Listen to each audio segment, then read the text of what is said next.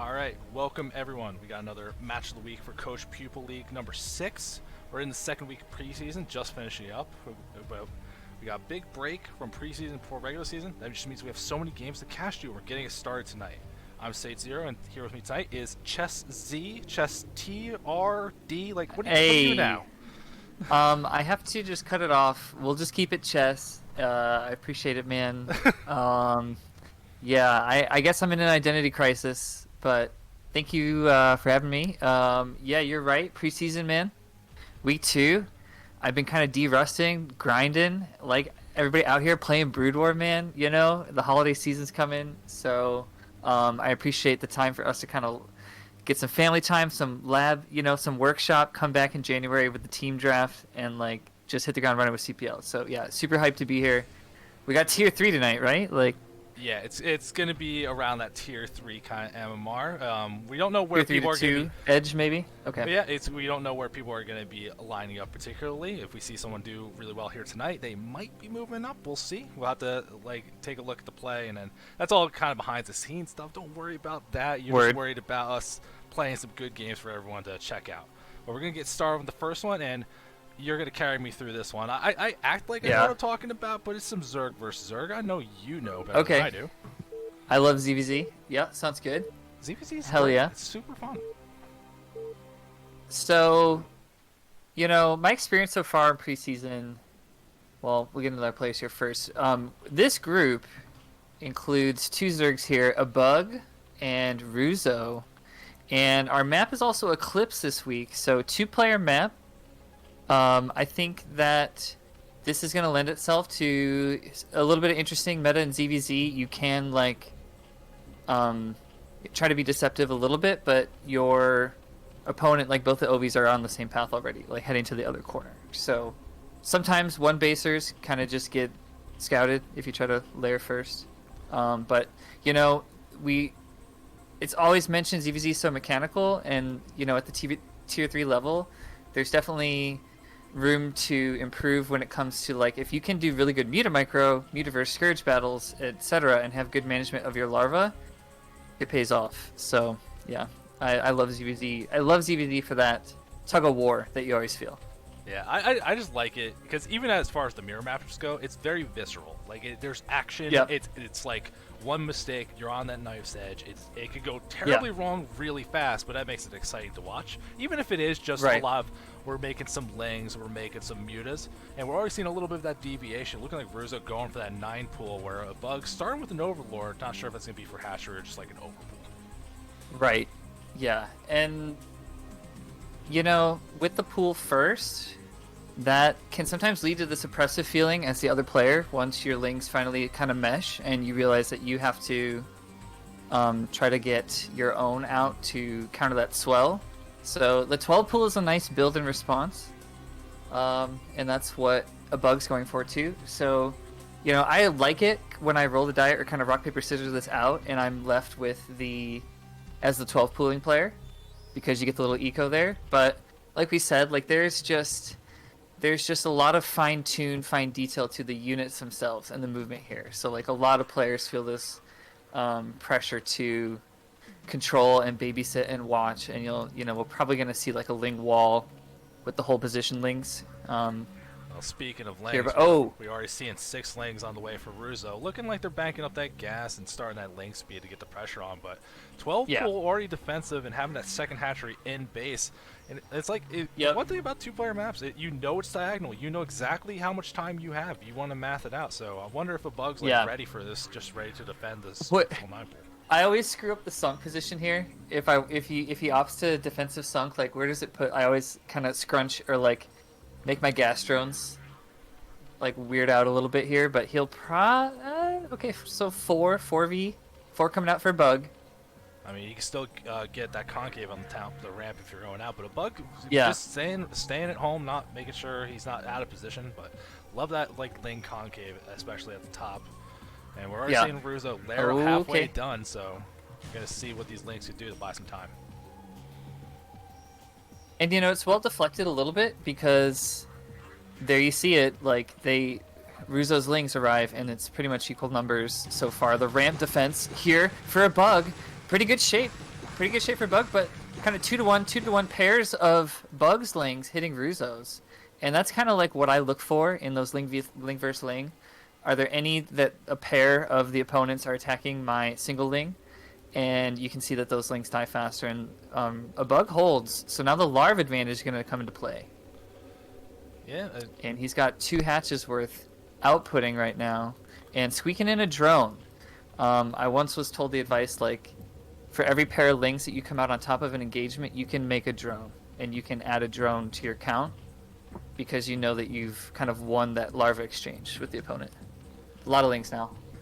Definitely a lot of Lings coming in from a Bug. I don't remember him start the Ling speed, so having so many Lings but not getting the speed upgrade seems a little bit weird to me. And Veruzo's Spire already on the way, though a Bug saving that gas, not getting the Ling speed, not too far behind. I think he might have time before he takes any real critical damage when the first Muse pop. Right, and we have the omniscience happening with the 2 overlords just watching each other, right? So that's kind of what we were talking about before, that you're going to have the information game a little bit sorted to you, that a Bug can scout the one basing player and hopefully time out his Spire correctly. Sometimes you like are lazy with the overlord and you realize, oh shoot, I have to Evo now maybe, but I feel that's never. Ruzo's is quite ahead. Ruzo's is ahead. And as the crow flies, those mutas might be on their way and be a little problematic for Bug. We'll see. And some weird drone rally. Yeah, I do like the situation that we see from a Bug. Not having to spend that 100 gas on the Ling speed, he's banking up a good amount of gas, so he's actually going to be able to use all this Larva when the Spire does finish. It's just he's a little bit behind. And actually already building the Evolution Chambers creep colony. Yeah. Maybe it's just a little too much. He's just a little stressed out, right? Because he's seeing that timing, and kind of as I had deduced too, that there might be... Yeah, mutas are making 75% done now, so a little stress from a Bug, but you can do it with like nicely placed spores, and I've seen a lot of ZVZers throw their air advantage into spores. Like that's one of those like GIF engagements where like when you have 5, I think, or 5, they can like take out a spore easily, but if you only have 4 mutas, the spore like gets at least 3 casualties, and it's not a good trade. So we're about to see some of that kind of interaction here as the mutas are like 30 yards out. So, Scourge, the first Larva for Bug. Pairs of Scourge coming. More Scourge. Unfortunately, just stopping at the rally, I think there was an opportunity to get those first 2 mutas that are trying to open up the ramp. A Bug yielding the ramp back and off, but has so many lanes, it's going to be hard for Ruzo to actually go in and get anything done. Yeah. I don't know if he's like really realizing, you look at the base, you don't have that vision. Bug got a good round of extra drones in, has that extra production, and we don't see Russo really trying to get another hatchery, trying to get that natural for the extra gas income. It feels like there's an opportunity where damage needed to get done that just never happened. Oh, and you know what? The OV cleanup is really good here. This can often be super frustrating, and he's going to defend it with a Scourge. Okay. See, we're in the chase. It's like an action movie. The mutas are trying to fly. He needs to do a little triangle patrol. Oh, but the Scourge is caught up! And they're all taken out.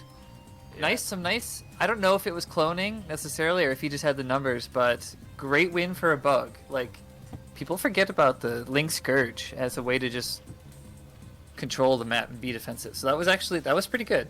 I mean, if nothing else, it resets those first few muta counts and then lets Bug catch up, and then he can just use the superior Larva to get ahead from there.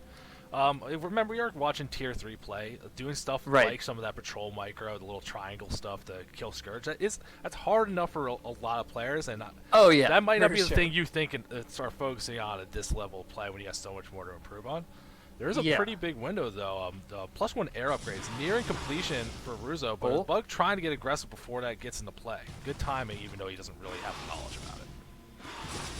For sure, and so actually, dude, he's doing some hold micro with a Bug is positioning his mutas as they take some pot shots at the retreating Zerglings, and Ruzo's trying to squeeze in the natural hatch too, where Bug is like, okay, yeah, that's a little bit ambitious. So this is exactly the swing. This is the pendulum swing the other way because he's had so much Larva and made good trades out of his Larva, and now muta versus muta. A little bit more mutas are attacking each other. Bug Zerglings soaking up some glaives there, I think, and Ruzo GG's. Yeah, I think Bug just having that slightly greedier opening, just like one of those things that just makes mirrors so like annoying for some players. Just you do a little bit extra greed, and you get away with it, and it just feels so massive. The change you get. Yeah. You would think like, well, they're both one basing, so like, how does he afford all this stuff and spores and all this stuff? I mean, he did the 12 pool, and then he just squeaked in drones after positive trades. So that was definitely well played, for sure. GG bug. Yeah, and just again, like one of these things, especially with the lower level stuff, where you can do strategies. That could be a choice you make. That I'm gonna do things like, all right, micro can beat it. I'm gonna bet you can't do it. I'm gonna bet you might mess it up. And that's completely fair. And just to add comment to like, oh no, tier 3, like not gonna do patrol micro and have the super optimized, approach or style.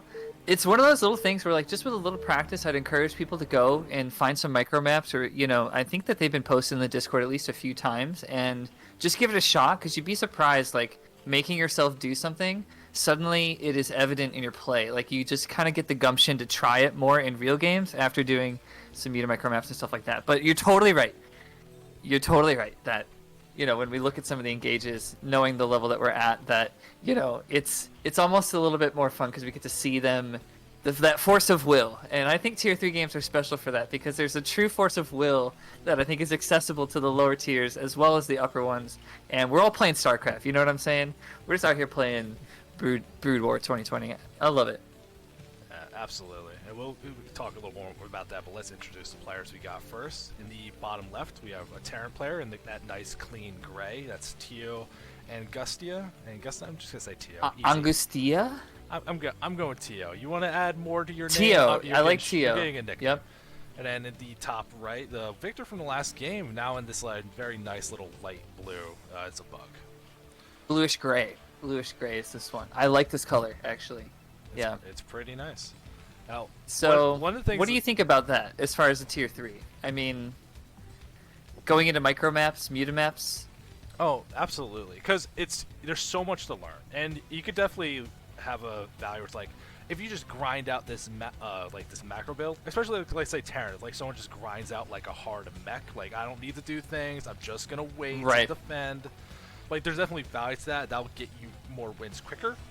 But you do have to learn all things. It's going to be base layouts. It's going to be basic micro stuff. It's going to be strategy. And you have to learn all of it eventually. And there's no reason why you can't try to dip your toes in at whatever point you're feeling like. Yeah, for sure. And we've got some pretty straightforward ZVT so far. Heads first. And straightforward so far for Tio. Opting not for the gas after Rex. So looking straightforward here. But, I've been that guy who, I'll spend like an hour in the Muta Hero micro map, and then my next 5 ZVZs, I don't even make it to Muta. It's like I'm just dying, and Lings are killing me anyway. I'm like, dude, I don't even get to put into practice this thing. I was, I hosted a lobby, I did UMS and everything, and I was doing Muta Hero, and I don't even. Anyway, I've had that so many times playing Protoss, where I'm just like, I think I'm ready, I think I'm good. Then Lings get past my wall. I'm like, never mind. when that scenario comes, boy, am I gonna kick some ass. But I just keep losing in the first 2 minutes instead. So 3 hatch from Tio. Actually, 3 hatch before pool. Yeah, again, like a little bit a bug showing that perchance to be a little greedy. Sorry, a bug, right? I don't think there's anything wrong with doing something like this as long as you got a plan. He got in the base, saw that there wasn't the gas. I don't know if there's some kind of reaction. It's like, oh, you only got 1 Rex. I'm not being cheese. I think it's going to be fine. And with the Tio just kind of taking this command center and just finding out now exactly how greedy a bug's been, I wonder if there's going to be a chance to adapt and actually punish this. Yeah, for sure. I hope so. It could have been... Oh, all right. A bug avoids the gas steal, but I was like, dude, he needs to take his gas pretty soon here because of the early pieces of his build have made such a late gas overall. But I mean, I don't think it was that necessary. He took the 12 hatchery, so you could just take it at the natural. He did 12 absolutely have to. Yeah, indeed, you're right. Yeah, he could take the nat gas too. And actually, I forget about that sometimes when my own gas is stolen. And I forget, I'll just kind of rage to try to kill this SCV here. But the first links are coming out. We have 6. and a bunker already making for Tio. So Yeah, I think both. Uncle Angustia. I believe Tio is uncle in Spanish. It can also mean dude as well. So I'm wondering, if he's going for the uncle or the dude. Well, I'm extra white and American. I got Es no la español. idea. I got no idea, man. Like, I'll trust you on this one. Yeah. Do you Fun and screw chess me wrong. defect. I was a Spanish teacher before I got into my current job here. So, yeah, little things. ZVT wise, Hydra is coming out in between while the lair's making. So, or actually before lair, he got a den and then started his lair for a bug. Yeah, Dude. So the I way don't know. the way I'm looking at this, it's either like a little unoptimization, getting this like the layers up too. So maybe it's like, oh, I'm going 3 hatch lurker, and you don't realize you could delay the Hydra den a little bit, or it just might be one of those like the last 20 ZVTs I've played, it's been that Goliath build. It's always that Goliath build. It's just not even like looking to scout or adapt. Just being like, well, screw it. I'll get the Hydras. It seems like it's doing better for me. Yeah. Lurkers are. I think lurkers are totally a great way to play the matchup if you're a learner or a beginner player, for sure.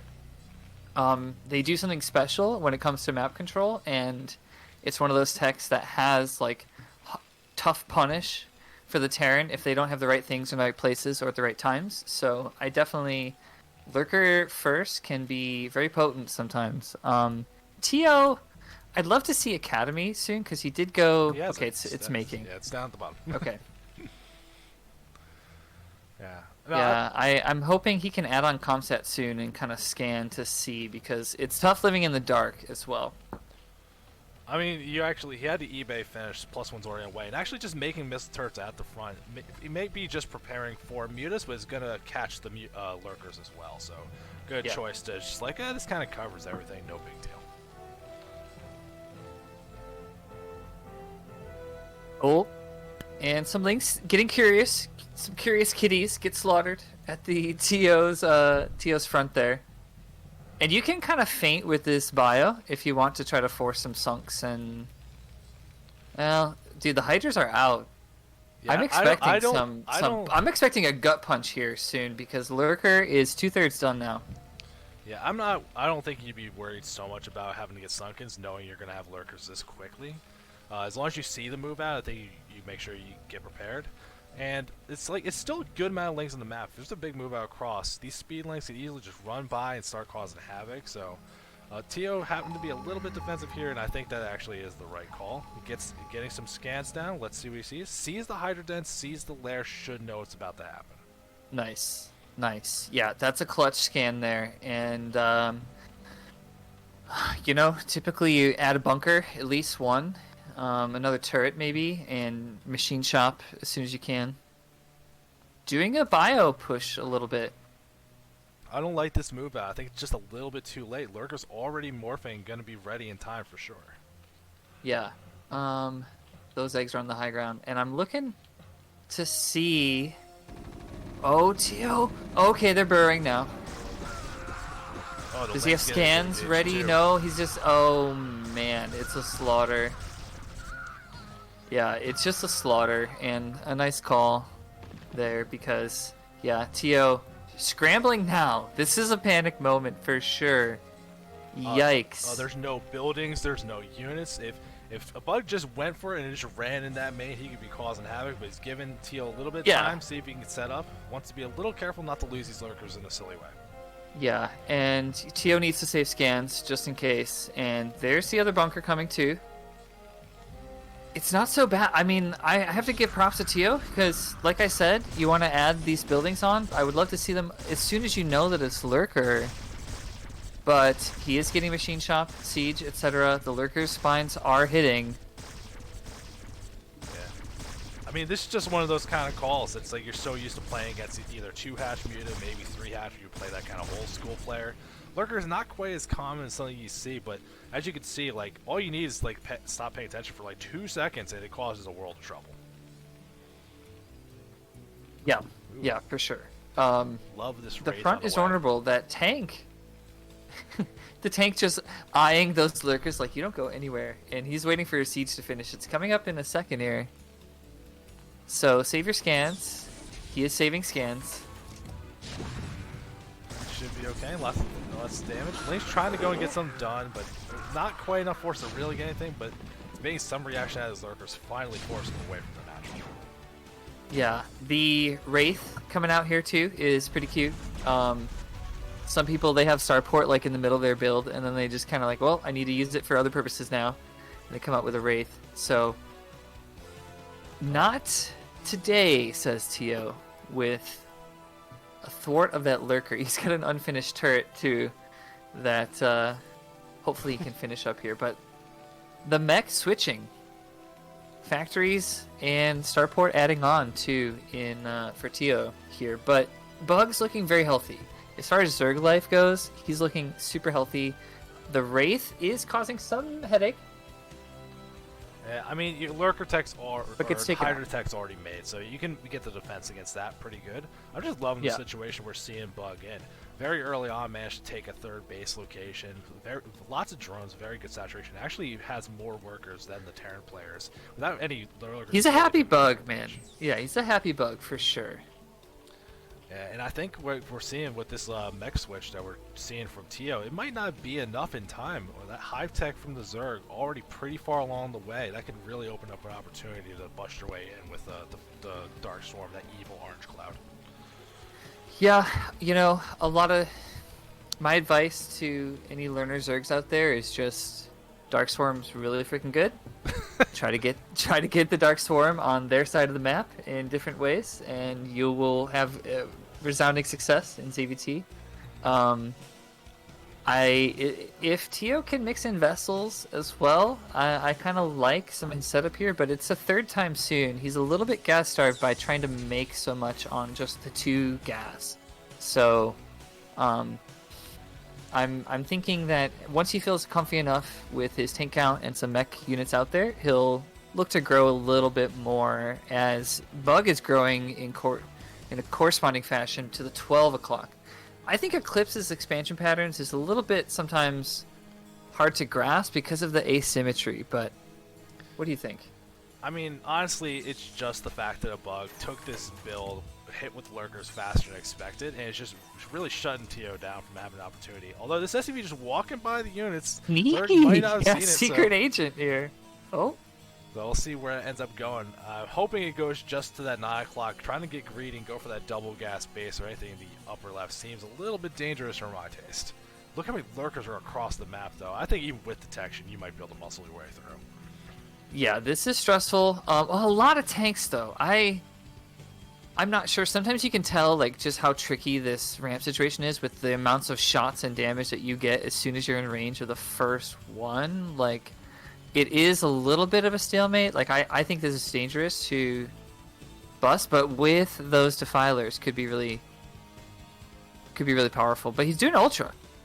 And honestly, that's another recommendation to low-level Zerg. He's just getting everything. He's getting everything. He's got Defiler and Ultra too, yeah. But I like Ultras. Another good recommendation for the low-tier player that's like, hey, Ultras, super good, and you can spend all your money really fast. We call this the Zookeeper Classic, where he'll lose his third, embarrassingly so, and then not quit because he has 3,000, 2,000 banked, and we'll just make 20 Ultras, and then stomp you the other way. So, it's another kind of tier 3 classic, but it's very effective too. Scourges? Well, we're seeing a lot of tech from a Bug, kind of covering a lot of situations. Vulture's attempting to move out here, but walking into the Lurker field, taking some free damage without really getting anything done. Yeah, but a Bug, like, just climbing up the tech tree so quickly while keeping up the good economy. Still weeding on workers. The Vessel's finally going to be able to start pushing back these Lurkers a little bit, but that next high ground pod is a very intimidating section. One Scourge connect. Okay. That Vessel went down. Scourges. What an interesting thing. A melee flying air unit, you know. Props to Blizzard for that one there, but it leads itself to some stressful target acquisition moments there. But the mech is looking like an iron wall here, and I think he's getting away with that third. Remember Secret Agent SCV? Yeah. It looks like that's about to finish making, but how does he get units or SCVs there? I think you just let it slow build over time. You don't even try to sneak stuff through. But I'm a little bit concerned. This is one of those things that we've seen sometimes in ASL or some high-level play, that one good way to break out these kind of these situations is using queens, spawn broodling, and snare, all that kind of stuff. We're actually seeing some of that get accumulated. So we're gonna have a choice of Wow. ultras. We're gonna have a choice of dark swarm, maybe plague at some point. Drops are being researched too. Just the whole Okay, whole the gambit of queens. everything. The queens is slick, dude. I mean, I did not expect to see that in this group. You said, "Hey, man, we got some tier 3 games tonight," but I'm excited to see they are building up that energy. And is it 100 for Broodling or 150? 150, I believe. I think 150. I should know that, but you know. I know you can't get 2 without the energy upgrade, but I don't know if 2 lets you get it or if it just lets you get close. Yeah. Like, I don't. And it's a great situation here without Goliath that he can look to do little drop those broodlings on him. This just feels like the kind of situation where Bug has a lot of choices, which honestly, like, given everything, it's like there's so many units, all the tech's available. I would love to see a Bug actually expanding more, forcing action at a Terran, and it looks like he's going to force action a very different way, loading in some lurkers and some fast overlords. Going to try to find an opportunity, which there's not a lot of turret protection. You can find something. Yeah. Oh, these things up at the side, they're going to find the secret expansion. Right. Okay, yeah. So the gig is up here, and or the jig, and I think that a Bug is just doing a lot of things right for the player that's had map control, and this is perfect for him. So some Scourges lose to the remaining bio here, and Tio says, okay. They killed a vessel though, so they got the job. Oh, they did get a vessel. Yes. All right. Tio thinks this is his window, so he's gonna start kind of testing the water out here. A lot of tanks are coming up, and the ultras are looking to kind of make a body block. Is this a broodling type? Oh, and snare. I don't know if I like this as poop. much, man. The spawn broodling just actually instantly killing tanks feels really good. You didn't even get to hit the marines, which would really be effective against them. Yeah. A lot of links are actually. It is a massacre because of the density of the Terran army moving out here right now, and I think that Bug is actually feeling a little stressed because this whole setup that he had is just being thwarted by the mech. Oh, and he keeps the vessel alive by Tio. Well, nice micro there with the vessel. This is all for the bigger picture, though. If you look down at the natural of the Terran, big lurker drop going in. That's why that position was so easy to break through. Oh. Wiping out all these SCVs, killed that third base as well. Tio back on one base, and that main is not looking very rich anymore. Okay. Yeah, it was also hopeful, and now another ensnare goes down to the main army, and I'm not, you're right, I'm not too stressed now, but that lurker drop is really serious, and pretty much is like a strong check, not checkmate kind of position that this army has to basically eradicate the Zerg, and well,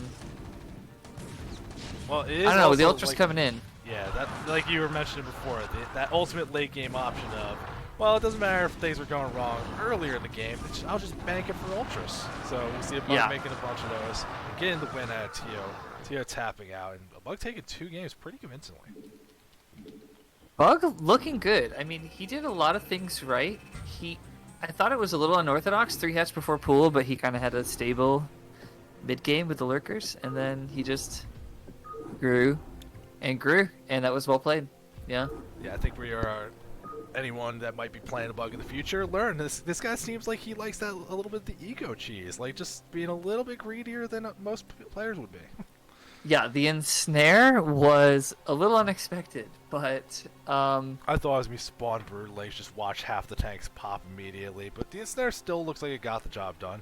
It was really that was pretty good. Drop was massive to wipe out 2 bases so quickly, putting Terran back down to 1. Yeah, you know, Mac, think of, like, sometimes you can do that wacky stuff, because if you're in such a commanding position for base, you have macro and money, you know, like, sometimes it's like a blunt object approach. Like, you don't... there was, as long as he just kept spending and was ready eventually when that mech comes out, he was going to be in a good position, but he decided to problem solve with ensnare. So, interesting and well played. That seems good. Wayne, start that 3rd game, and here's my co-commentator. He's up, here. dude? He wants to watch. Yeah, you know I'm here. I was getting worried. Well, I could trust So- you. I know you're gonna be around. So, the CPL. Okay, we'll introduce our players, and then I had some questions for you. We've got Russo again. Okay, so the Zerg from our first ZVZ, yellow Zerg in the top right, and now a Protoss enters the fray. Escalade with the Leet Speak A's here. Cake Sauce rating now with a party of 14. Thank you, Cake Sauce. That's awesome. Yeah, always appreciate the support from the community when we're trying to get some, even with like low-level players. It's like one of the things about StarCraft that's really cool. It's not about watching high-level players. That's always great. Yeah. It's great, but as long as the players are about the same skill, it's still fun to watch. Yeah. Across the board. So, me and Zoo, when we did season 2 and 3, a lot of casting, pretty much our team's games every week, we just felt like it was important to give a shout out to lower tier players just to give them a chance to see their name in lights. You know what I mean? And just watch other people kind of look at your games and revel in the death, the destruction, the joy, the defeat, the victory, etc. And I really thank you, Cake Sauce and Starcast TV. What's up? Yeah. Anyway, what I wanted to mention to you or ask you about as we see the PvZ develop here, CPL's really grown. We've gone from a sub 100 person league and these tiny tight-knit little teams in the early seasons to something with over 200, was it 240-ish signups? Even some old heads coming out. We got Diggity or Greth and stuff. Like, it's really been exploding. So can you tell more people who maybe are just tuning in for the first time, what's CPL? Why should we join? How can you get involved? Well, it is a little bit unfortunate at this point because we just finished up the preseason. We're in the process of making teams. There is always a wait list, so if someone sees this and they're interested in trying it out, there's absolutely no reason not to sign up. But we're past that initial starting stage. But what CPL is just we got some very nice volunteers from the high-level brewer community, the foreign players that are willing to help grow the scene.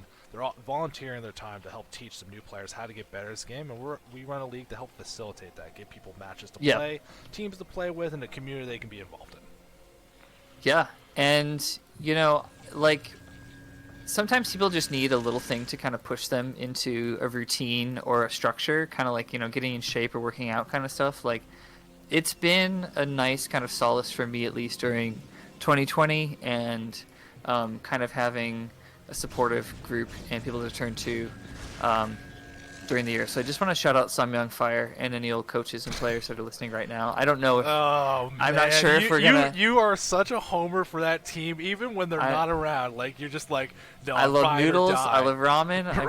I'm about that life. I don't know if we're gonna. I think Samyang Fire might be RIP this season, but no. Yourself as well, Saetzero and Snipe, Strom, the admins, the volunteers, etc. I think what you do is something special here, and it deserves just some appreciation for sure. So I just wanted to say that and appreciate you and everyone tuning in. So go check out the Discord. I'll drop a link here, and keep tuning in January. And as we get into the PvZ here, let's see. How much attention were you playing to this game while you're like? It was very nice to do. I've been browsing around. Look, pretty straightforward ZVP here. He's got the third coming. We got the 4 Lings, 2 cannons though, and then Gate Nexus. So that's a little bit not economic. It's a little more defensive than it needed to be, but he wasn't really being active with the probe in the main, especially seeing how many Lings came out from the first one. If you saw only the 4, you can get away with the initial one. And I'm actually a little bit concerned because we see like another Gate. Well, not particularly that. Look more at the Zerg side, that classic build terrifies most low-level Protoss players. There's a bunch of hatcheries, Hydra down the way, no lair. He knows there's going to be some kind of aggression, and this Protoss wall does not look great to deal with it.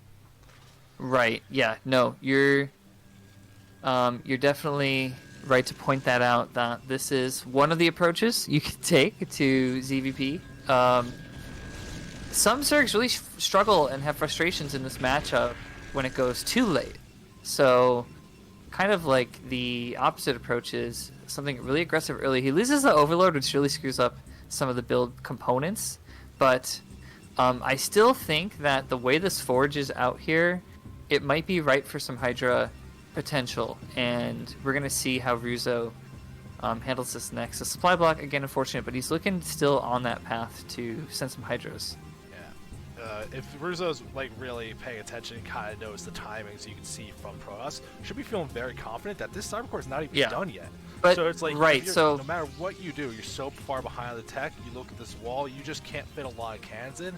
If I was them, I'd slam down Hydras and prepare to destroy this wall because there's just not going to be the tech to be able to stop it. And you're totally right. Like, what I saw at that moment where you identified the 3-hatch Hydra is that a second gate came for Escalade before core. So, like, a lot of people's ways out, or Protoss ways out of the 3-hatch Hydra is cannon up so you're safe, and then come out with some kind of tech. And, you know, it could be Templar, but that core has been delayed a little bit, and now we have Citadel Stargate coming too. So Hydras are on the way. We'll see if he can hold here. I don't like what we're seeing from Escalade with this. I don't. It's it's a little nerve-wracking right now. Well, the Cybercore getting delayed is already kind of a problem, but then it went Citadel before the Stargate, and at this point I feel like you would have to commit to one or the other. It just feels like you're going to try to be greedy, get all these things, and you're just not going to have the time. The Zealot's moving out, though, getting some decent damage on it. Yes, Zealots here interrupting sort of the pregame with the Hydra rally here, and now we've just got to get his units a little bit together. That 2-gate has actually manifest in a pretty, like, considerable Zealot counter push here, but now the ranged Hydras amassing. And what else does he have to do? Only 2 cannons, and this gate, this structure, there's an Artosis pylon right next to the forge, so yeah, not exactly. Potentially not really great here. Okay, some back and forth, some spits. I don't know. It's going to be a rough one that you see from Ruzo, all the production. It's still being made towards attacking units. No drones, no trying to get that tech. The plan being made. Makes a jump forward. It's going to take out the cannons so quickly. Oh, yeah. Zealots. They just melted to the Hydra attacks there. And yes, Zealots are now meshing, hitting with their swords, but there's just a mass and really dire for toss. Yeah, I pretty much well played Russo here. Even sniping out of that one can right before it goes down. There's just not going to be the production to stop this. I think it's going to have to be a big fumble from Zerg, otherwise, at least like you're going to see this Protoss naturally get taken down. Hopefully, though, there might be times Temple Archive's on the way nearing completion, but it'd still be a while away from any storm to help out. Right. And you know what? The 2 cannons melted enough that it didn't even, like, he's not considered the Artosis pylon here much at all, because they're just up in the grill now. So, honestly, as a Zerg, you'll love to see it. This is usually Zealots on top of the Zerg production in this fashion here, but this is just a rough situation. The kind of games that are going to happen when you're learning Brood War, getting used to the game, you're just going to lose games in very silly ways like this. And once it happens, you're just not going to know. Oh, how did GG? Remember, hopefully it was ally chat. Yeah, hopefully it was ally chat. Some modes do just have the ally chat. We're not going to give people the benefit of the doubt. But that's a rough way to lose. But a good win from Zerg. Clear execution on what they wanted to do. Dude, with drama, I'm just flying a stink. You know, I kind of like to... No GG. But well played, Russo. Yeah, usually, like, sometimes the thing that is, like, the alarm bells for 3-hatch Hydra is that first Corsair traversing the map and trying to get that scout off, and that's when certain confirmations can happen. But, yeah, I mean, it's always going to be hard when you have, like, stuff. Like, it seems like such an inconsequential thing, especially if you came from StarCraft 2 a little bit, where you can just be like, I get things a little out of order. It ain't going to make the end of the world difference. In this game, it's a rough one. It can definitely be rough. It is hard, yeah.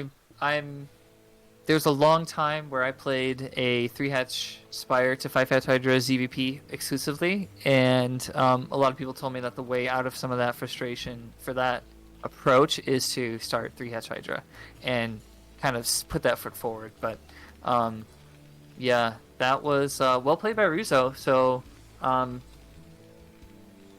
into the next one, TVZ now. We've got Tio again in the bottom left, and Russo, our purple Zerg hero, in the top right. And get another chance at TVZ on this one. Yeah, and remember what we saw from both these players a little bit earlier on. Maybe some of the plans are like the ideas are there, but the execution might be a little bit off. Hopefully, a little more practice before when these games were played, a little bit cleaner of a plan. Especially, I would like to see it from Tio. We saw how hard it was to move out and to get that third base established once he took that damage. So, hopefully, that doesn't happen again this game. Yeah. Okay, just we need to clarify for the drama report. He GG'd in Discord, though. He GG'd in Discord. See, so this is why you're here. We need you. You're feeding the drama. You're feeding the communities. Hey, insatiable. if we have storylines, then we have viewers, then we have engagement. We got clicks, and the league is better for that. I will stop short of doing my, belligerent random race appeals here. Just I think that it just kind of goes back to appreciating the community and how we're all here in 2020 playing Brood War. So I will always GG in a league match, no matter what. I like that you said league match. I like that you said league match. Yeah, should GG all the time, no matter what. I also, you have to do something really special to me on ladder to make me think about it. But I've just had this discussion with Chill the other day, aspiring tier 1 Protoss, that there's something about decompressing. It's something about like just no matter what, even if they're total BM, I kind of feel like you kind of have to. But anyway, Hatch first ZVT, and I appreciate Ruzo's drone scouting in here. This is a pretty good time to just see developments before there's Marines out. I mean, so you played Zerg. You like doing the drone scout in this kind of situation instead of like keeping the economy at home? Because I mean, you don't have that many workers yet. This is a big boss. It is notable. Yeah, you should still drone scout. You would be kicking yourself to never know the gas timing and then have something surprise you. I mean, the things that can thwart really standard Zerg is like, I mean, you have to have special kinds of responses, preparations for 1-1-1, and Volts as well can be just kind of game enders against players with good vulture control. So he saw what was really important, which is about gas, and he can then use the OV to hang out on the cliffs and double check the natural. Yeah, hashtag free random. No, never. Never free random. So I think TVZ is one of the funnest matchups to play still. There's something about squashing the bugs that is another kind of fun. Wait, you meme played Zerg? Friendly. What do you mean Yeah, I played Zerg for a long time. Like, don't you want to not squash the bugs? You want to squash the evil humans? You see the storyline. They're not nice people.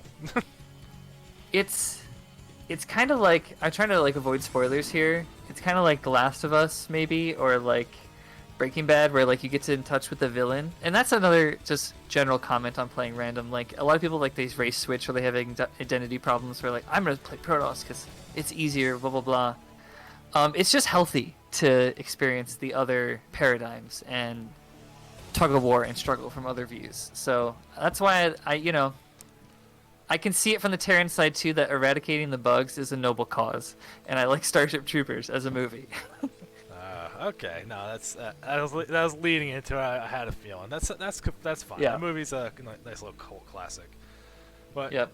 What we're seeing out of the Zerg, hopefully Tio a little bit more adapted. This isn't as greedy, but still 3 hatcheries, still Hydra Den while the lair's on the way. So it's going to be Lurkers, not Mutas again. We'll see if Tio learned the lesson, or was this played before the first game, and hopefully we got a better game plan for this time.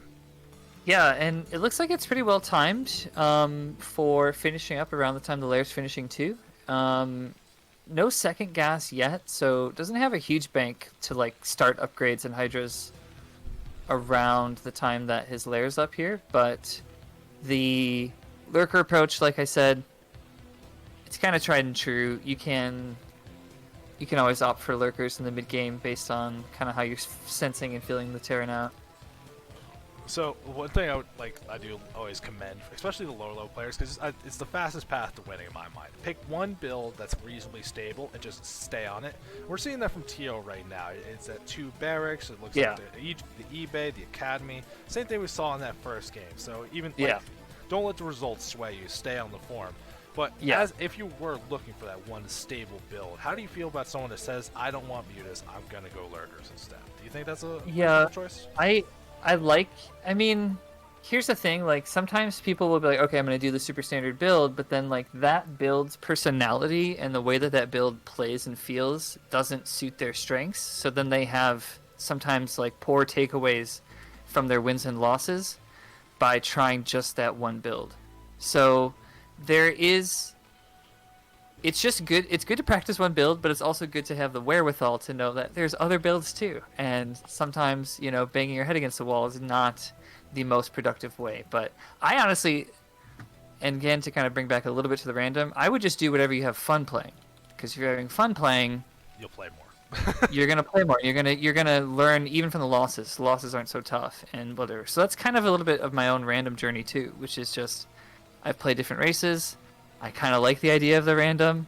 Of course, I'm inspired a little bit by Flash's random, even though in the ASL it led to some medium quality games. I just whatever you're having fun with doing. So if it's one build, if that's lurkers for you, do it, man. Yeah, we'll take that with a grain of salt. Great advice for casual play and to get you just playing StarCraft in general, but coaches might not want to hear that answer, so just be prepared. Sure. Scans going down in the main though, seeing exactly the same kind of situation, and just seeing that kind of tech and burning all the scans, no energy. Fortunately, Rezo not being super aggressive because there's no detection at the front and scans are quite a way away. A little bit risky when you're trying to fish around for that, not to put yourself in the corners. Like, I just hope they didn't go lurkers. Yeah. Tio kind of doing a similar thing. That is starting with the early racks, Academy NG, and then adding on facts, including shops as well. So we saw this in his earlier TVT, right? Yeah, but I don't remember seeing 2 starports. This is a little bit of a different feel to it. That's true. Indeed, the double starport's coming now. I think this is just Teal liking this kind of style, going to try to move up. And this might just even look better in this game than we saw in the first one, just because Ruzo did do a reasonable opening. 12 hatchery, got a pool, added a 3rd hatch later. It wasn't 3 hatch before. Pool really extra greedy. Yeah, maybe I wonder if this game was played before the other TVZ, and he was like, "Hey, that Wraith that came out there, I really liked that style, mixing in the Wraith when he's on lurker defense." But we don't know. I'm not sure when it was. However, I like the response. We have seen Tio in the shoes before. Maybe Ruzo will also go Queens. Who knows? He's making the Queen's Nest right now. I think just the way things are getting set up and looking here, I'm excited this just to be more of that fast hive, because especially early in the game, if you can get a rush to that Dark Swarm, get that first Orange Cloud down, and that Terran's not ready for it, which early in the game they probably won't be, that could be game ending by itself. Yeah, definitely.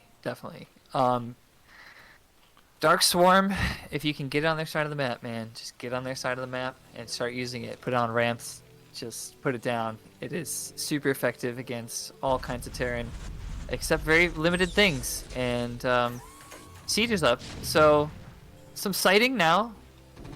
Links are on hold, but that pop there makes them... Okay, he's going to scoot that one back. I like the scoot back. Oh, sorry. Encroachment. All right, we're going to take our way back here. That's alright. If nothing else, it's just going to slow down the Terran army. He's not going to be able to just bleed onto the map. Going to have to be very careful and controlled about what it is. Which I think it suits the Terran just fine, adding on all these production abilities. They didn't really kick in yet, so I don't think they're in a rush. But the same situation looks like it's happening from what we saw last game. Starved on gas, needs to get that 3rd base established. It's going to be hard to actually do it. For sure. The double machine shop, double port add-on, armory, science facility, and NG, and all these things going at once is a little bit gas expensive. So let's see. I mean, Tio, in his game against a bug, he snuck that kind of ninja SCV to take his 3rd over to the left, but I'm wondering if we're going to see him use the early mech to push out a little bit sooner and secure that 3rd. Probably towards the 9 o'clock is the easiest to take. Honestly, I am just concerned we're seeing the same thing we saw before. Zerg gets that 3rd base. Zerg's doing what he wants. Lots of drones, feeling unpressured, hasn't had to make defense, hasn't Indeed. felt very comfortable where things are. that Defiler mount about to be finished, Hive Tech done, Ling up attack speed upgrade on the way as well. So I think it is going to be, once that orange cloud comes, it's just going to be go time, and the Zergians are going to be nigh unstoppable. Yeah, Bug didn't use Defilers, yeah. We saw like Ultra Queen. I didn't. We I don't saw remember we seeing saw that Swarm. we saw the tech. I never saw the unit. Yeah, yeah, agreed. And that's a little bit. It could be stylistic. I don't know. You know, he was definitely feeling himself to go for Queen and Snare, but okay. Some Irradiate's going down, and now the Lurkers keep adjusting slightly. Oh, it's like this calm before the storm. It's like we know that at some point there's going to be a rush. I'm looking for Consume is making. Yep, and there's some 3 Defilers coming out of Rizzo's main. So I like to put him in a group with Ling, so you have some easy consuming. Yeah, it's just hard to keep that kind of stuff together, but definitely a nice little trick to think about. It's just one of these things that I'm a little bit worried about is this big attack. It's prepped up. It looks like it's going to be very strong, but if it goes wrong, if it doesn't do that damage, now the science vessels are out. I don't know if I didn't catch if they got a radiate. I think they did. So if he's got a radiate, yep. Yeah, so if you can stop these Defilers before they really get something done, it feels like a big investment that isn't going to lead up to a big payout. And you know what you can do sometimes as Terran, if like you're feeling really stuck here, is just start to mix in drops. He does have a decent vessel count now. Double dropship is a great way to kind of find your way back to counterpunch when it seems like you're totally contained here. So just a little shout out there for learner Terrans who sometimes feel claustrophobic. I love double dropship play here, but the consumes are coming, dude. The cauliflower is en route. We're gonna see some orange clouds here in a sec. Yeah. I hope. Yeah, it's definitely prepped and ready to go. And actually, I love seeing these kind of little things from the lower end players. See Rizzo with the Lings being very diligent, making sure there isn't some extra base that is Terran locked on to and has to fight his way out. Yeah. Yeah. Okay, the Vulture.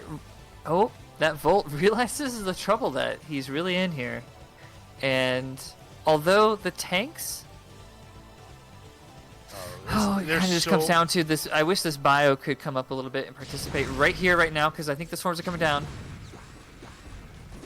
We got Lurker moving in. There's one. Nice, great swarms on those two here. And all the boys start coming in now. Lurkers as well. Triple swarm.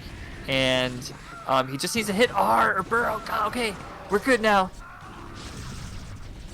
These Lurkers could start doing some pretty big work. And luckily, the siege tanks on the high ground not going to be affected by everything. Yeah. Might be able to start whittling things down with Splash there, but still, this is going to break open the front of the base. Yeah, this is still great for Zerg. They were a little bit clumped and clustered. He's moving them a little deeper now and into the mineral line area as well as the comsat area. So this... I mean, it's just... That's all it is. If you're a Zerg at home, you're just loving it because we've had a great application of swarms here. And poor Tio, once again, Lurkers are killing his natural. Oh, descanso en paz, mi amigo Tio.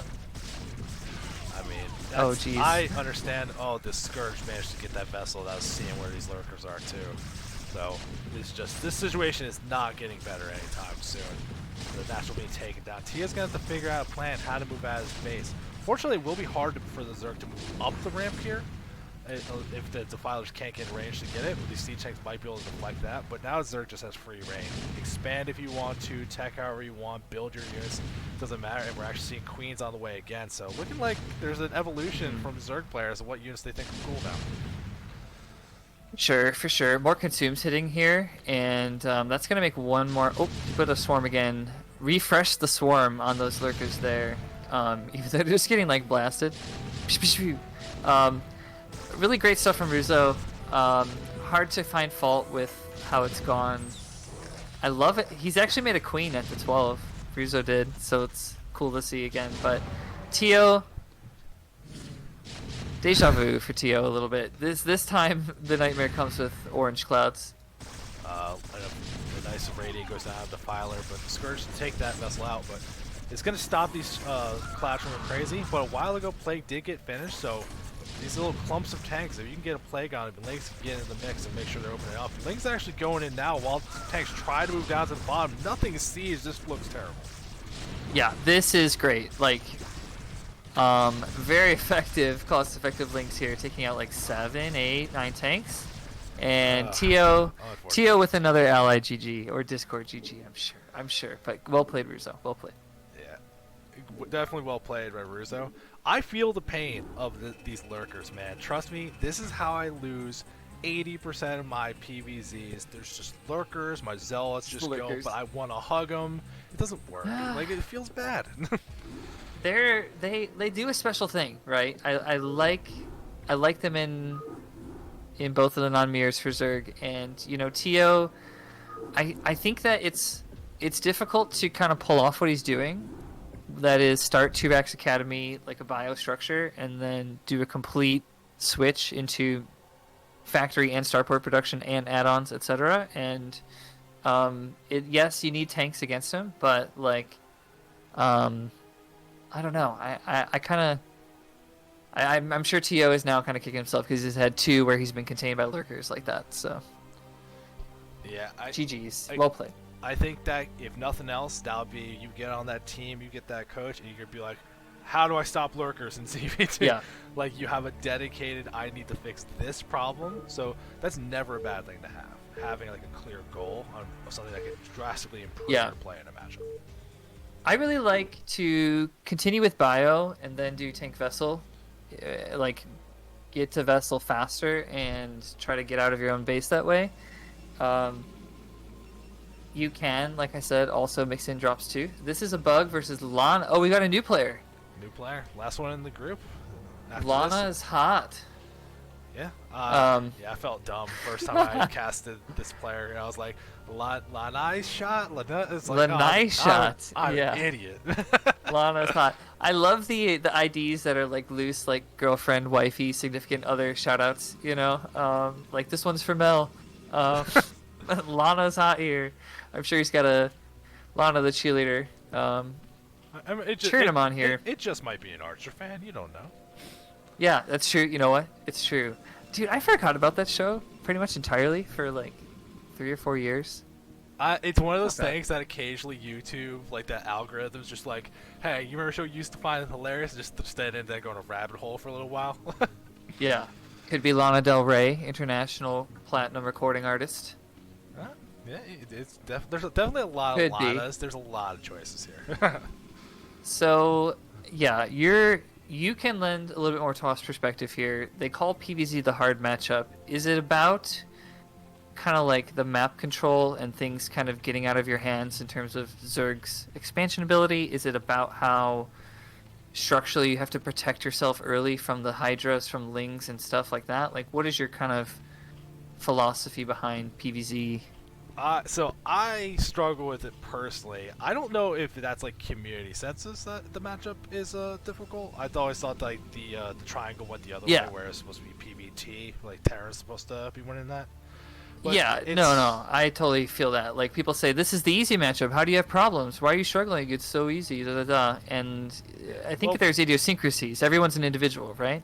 Yeah. Well, it really, for me, it comes down to 2 things, which Lana's scouting fully that this is a hatchery first, no pool. You could be super greedy here, just get that Nexus, and I love that Lana recognized that, getting the Nexus, no cannons, catching up as fast as possible with this economic play. Yeah. And a nice just kind of reminder that scouting is so important, because if you can scout well and you're flexible with if-then kind of flowcharting in your build approach, you can do, and he's going gateway next also before cannon as well. So great kind of response here. Yeah, and you're in no rush here, but again, like this wall, I don't know how I feel about this wall. It looks bad, but I'm historically bad at walls. I don't know if there's like some secret thing, but I always thought like, for this map, I always try and do the pylon by the Nexus, and then the forge on the left, the gateway on the right, kind of like how you do some of the spots at Fighting Spirit. And hopefully the gate just like a little bit hex forward maybe, and then pylon a little kind of behind. I'm not looking at your ob screen right now, but I'm picking up what you're putting down here in terms of that structuring. I I think for Zerg, the big thing to people talk about the drone windows and how there's ebbs and flows, and sometimes you get kind of caught up over droning, under droning, etc. Um, I think a lot of times I'm over droning because I'm not scouting and thinking too much, and that can happen when you just kind of autopilot a little bit too much, and then you get caught with like a 4 zealot-ish move out, like something that's not quite with legs +1, or maybe they didn't do air weapons +1. Yeah, just some But weird move out. I get what you mean. That's one of the things I try to do a lot.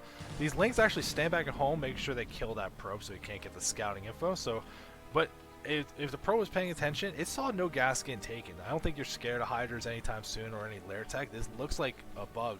And we're really trying to power up that economy early, get some hatcheries going, just get some base units. So you can see that drone count already kind of being pretty healthy as a hatchery is about to finish. Gas after the 3rd hatch is kind of like a typical focus on eco, and is gonna lend itself. Oh, actually a 4th hatch too. So you can be aggressive off this, and there are some Hydra styles with 4 hatches first, but gas is at the net. Okay, for a bug. We'll see how it kind of develops. Yeah, definitely some interesting choices. But you were asking what I think about this matchup. The big thing for me is it's hard to know if you're getting 3 hatch hydras and when they're going to back off it, because you have to commit so much to defense. Lana's not going to have to deal with that this game, seeing how there was no gas timing, got the probe in there for quite a while. So I'm going to feel comfortable about that. And really it's just, me personally, I walk crap into lurkers. I'm just so bad about having my observers on time. So it's just like little time mistakes. I'm aware of them. I should fix them. But here we are. Do you prefer one observer upgrade first before the other? Do you like sight? I've been told by multiple people to get sight, because one of the big things is you can keep your observers more with your army. They don't get ahead of it to die to hydras for free. And you also can keep it a little bit further back, so it's not like hydras protecting lurkers. Makes it a little bit easier to and then you can park them nicely against spores as well with a little hole positioning and that sight. I also kind of like sight first, and it's just a hard thing. That's the other kind of takeaway I've had from randomizing some of my games, is that like when I forget or I get punished without observers as Protoss, like it really feels bad because I'm so used to having ample detection, overlords on Zerg, scanning, and vessels on Terran, that it is a punish feeling that I'm going to take to my Terran and take back to my Zerg a little bit, like try to be active and pick off observers in engages and make the most out of my lurkers. And it's one of those takeaways you get from feeling the other side, you know. What it's like to lose observers to spores is not fun. Yeah, we're actually seeing some very interesting build choices from our players. We got just 5 hatchery Hydra, straight up. The Spire doesn't matter. Screw it. I just want that army. And even an Evolution Chamber to really get those upgrades cooking nice and fast. So we're going to have that big ground army from a bug. Alana's hot, though, going 2 Cargate Corsair with air upgrades.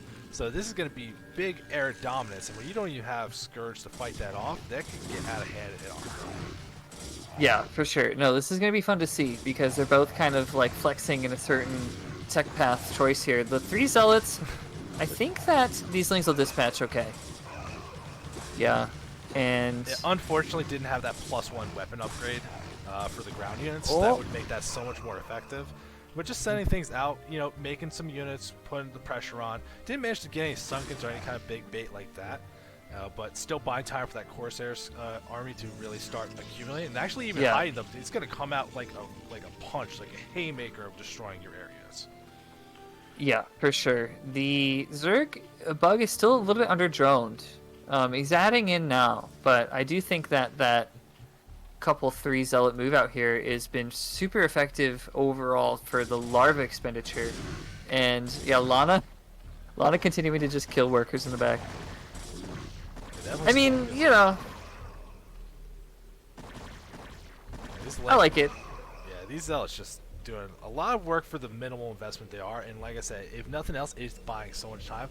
I would want to start moving out with these Corsairs and start getting stuff done. He's got 6. Yeah, it's gonna be 8. This feels like you're waiting a long time, especially given that you got some pressure on the third, but you didn't get in the main, you didn't get the natural, you didn't really know the tech. So a lot of playing blind, it's working. The choices are not going to like turn around and bite them, but it feels like needless risk.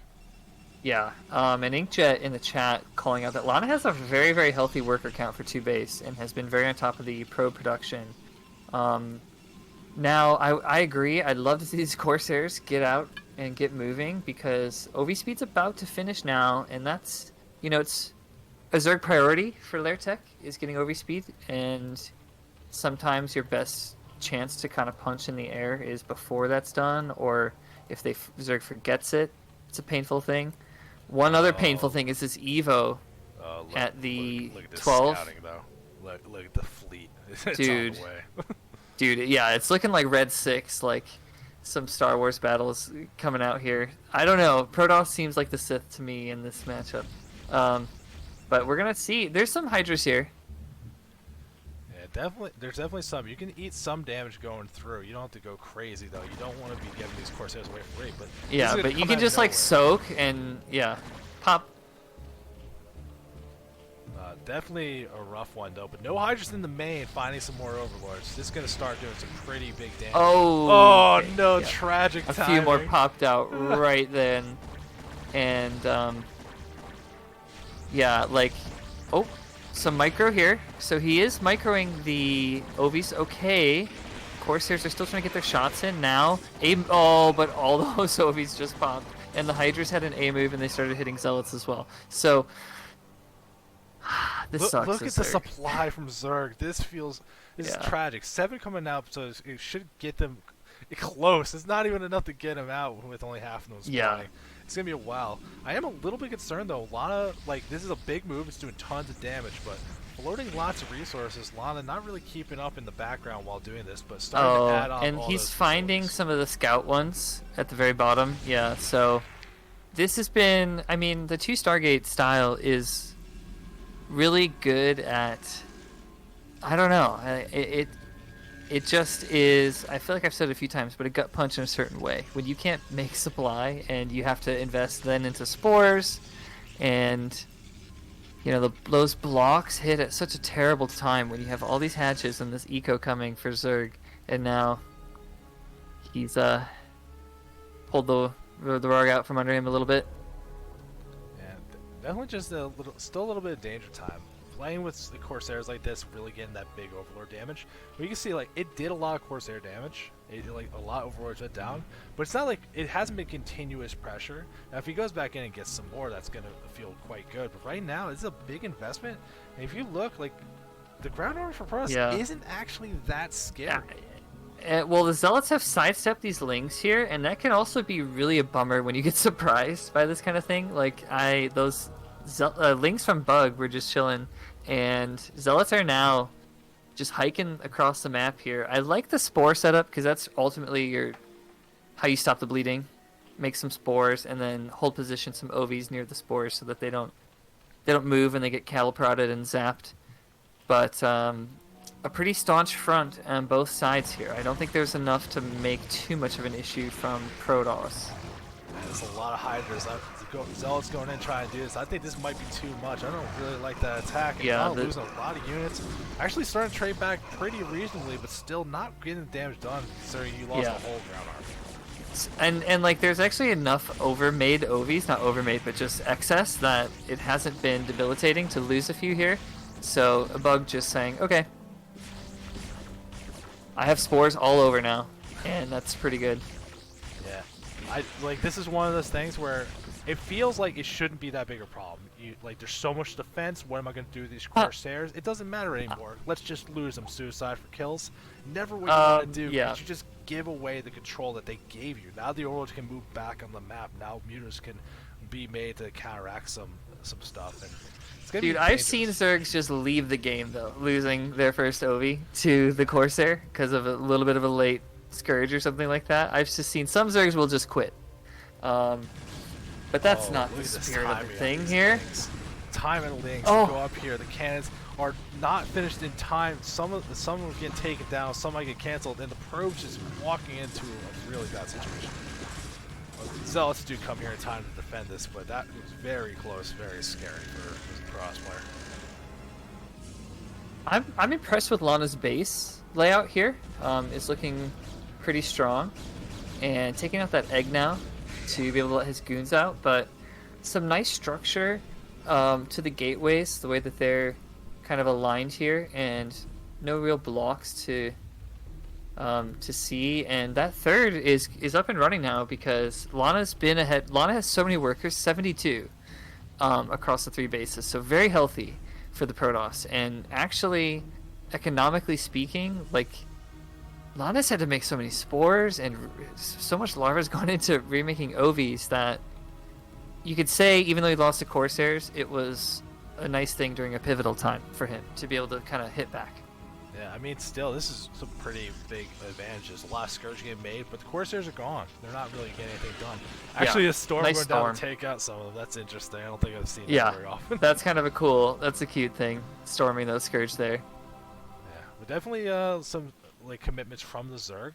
Although we're seeing up in the top left, Zerg trying to take that next base. This Pro's ground army has gotten intimidating. It's gonna be hard to like, really want to be able to move and feel secured.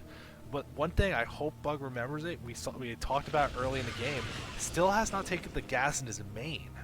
Remember, they took the natural first and just kind of forgot that never took the main.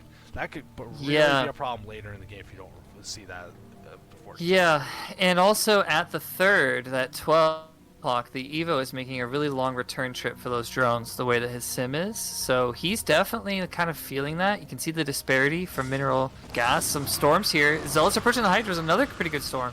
So this is actually stressful now for Bug. Finally, Toss is forcing his will out here. Yeah, this is a lot of Protoss units, and these. That storm did the self-storm. Yeah, but there's no real defense here. There's some Hydras and some Lynx, but not a lot of Sunkens, not great SimCity, no lurkers. So no lurkers, and he's got the Observer also kind of well positioned. He did lose 1 or 2 to the Spore, but now he's in really good here for his ground to clean up. The Zerg, oh, look at the lurkers coming in from the reinforcing rally here. And he loses his last Observer with that Spore shot here, so now the lurkers get some free shots. There's no Observers here. He storms his own goons as well. So just like that, with a detection flip, is he gonna lose the hatch? Okay, he lost the hatch, but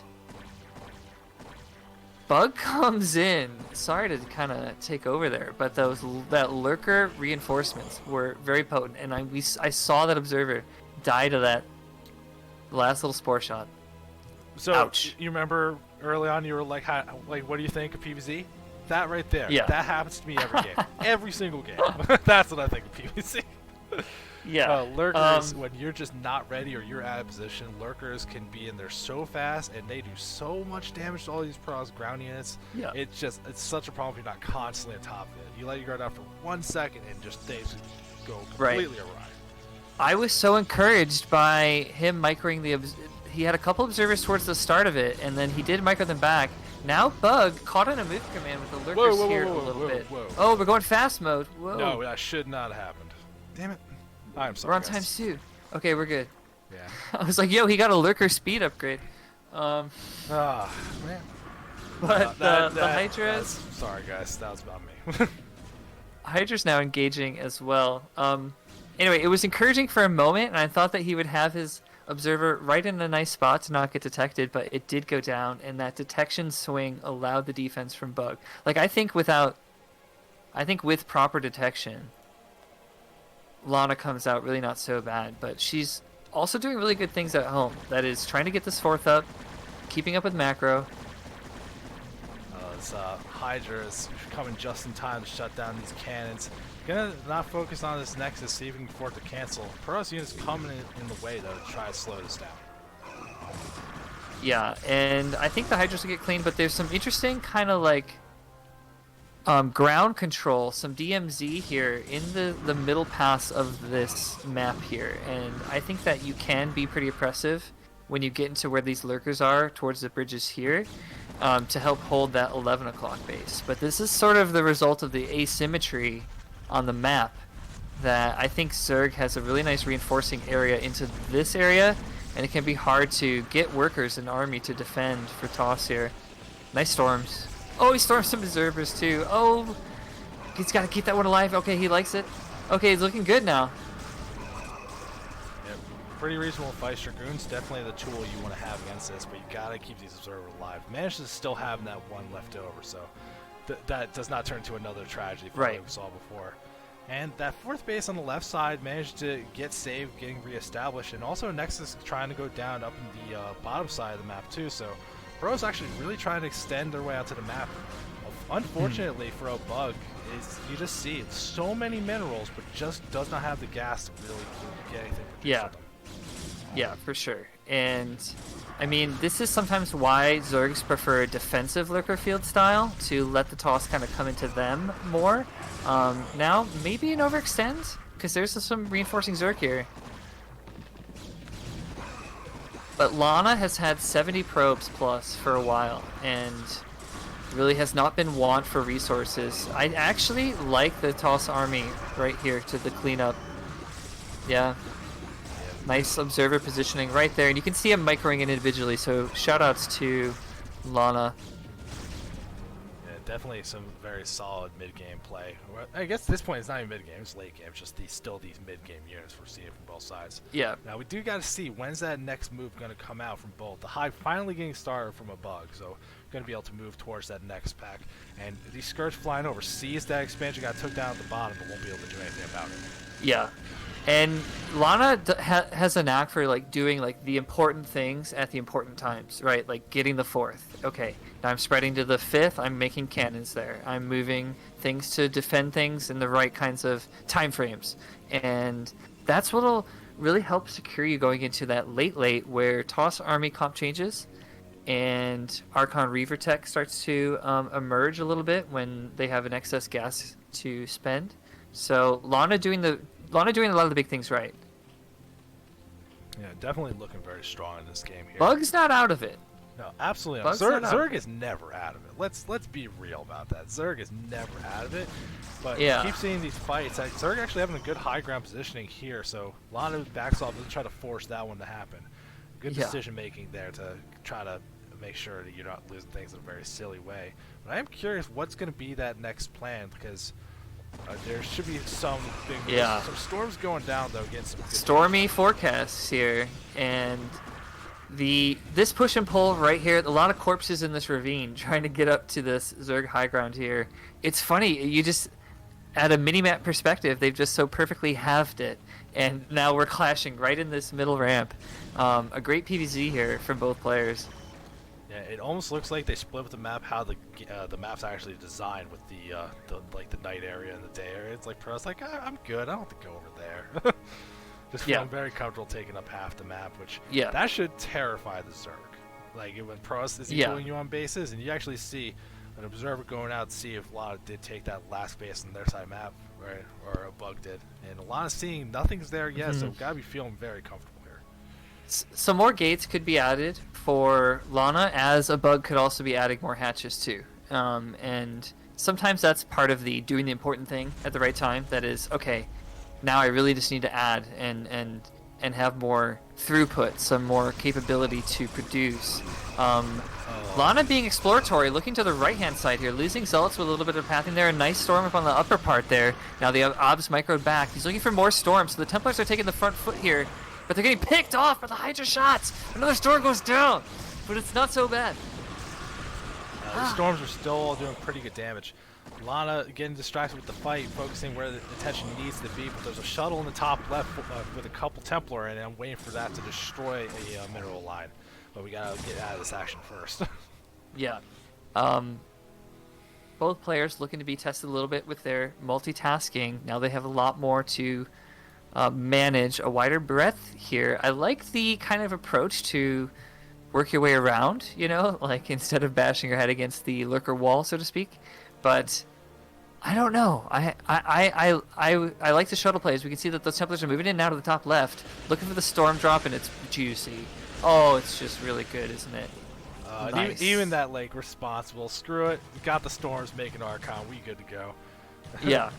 The Link's gonna get in. They're gonna be able to take that down, but still, that was well worth the damage I did.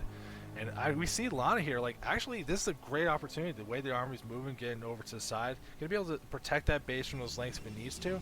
But really, with a Bug's army so focused down that bottom right side, it's not near any of its own bases to actually help defend anything. Yeah. Now, we're looking at Zerg trading kind of worse and worse over time because of the upgrade differential here. Actually, a Bug's links are 0-0. So that's just kind of over time not going to have the kinds of yields that you want. And I think that that can sometimes explain a little bit of the head wall bashing in here as Lana moves to the top left, Bug's moving to the bottom right, and making an issue of it down there. Yeah, this is definitely both players trying to attack a spot they feel is vulnerable. Unfortunately, the attacks over in the top left not nearly as good, and Lana pushing in with a couple of goons, really putting pressure on that double gas base.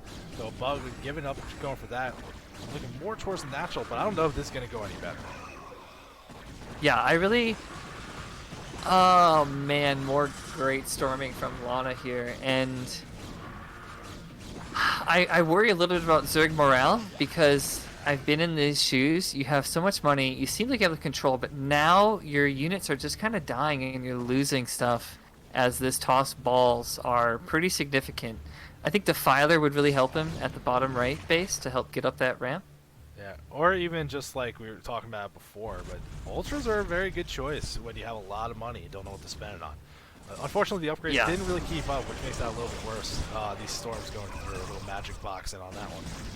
But this is just yeah, Ultras can do it.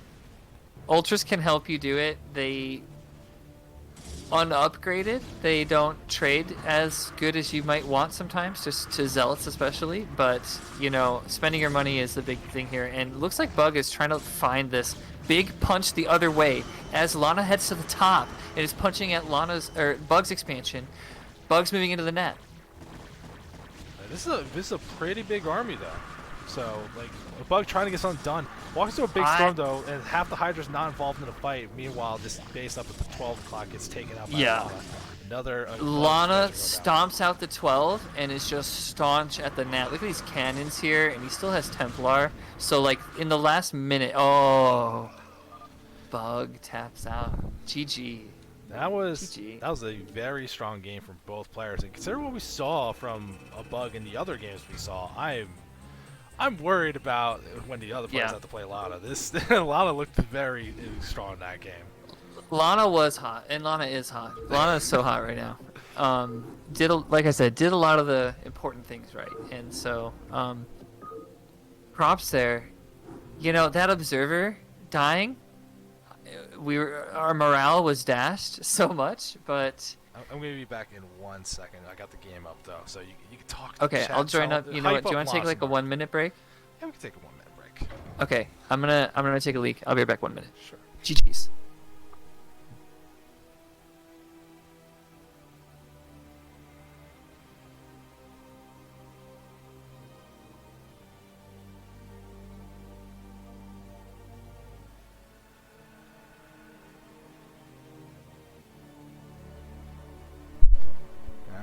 So, since we got a little bit of time, I can explain what happened for the future, for the knowledge of the people, when the game went a little bit fast. I'm trying to get better at the observing stuff, right? And I'm trying to get rid of the unit panel at the bottom, trying to get used to doing that. And I saw the hotkey is Alt U. Apparently, if you use the left Alt, it won't hit U to speed up the replay. If you use the right Alt, it will. So there's your tip. Don't use the right alt in replays. See, even me as a caster, we're all learned here. CPL is so great for our learning. When I'm watching replays, I hide the whole overlay. Depends on what I'm watching them for. I just make sure I hide the replay bar so I can't accidentally click, so I don't accidentally mess up the replay, but you saw what good that did.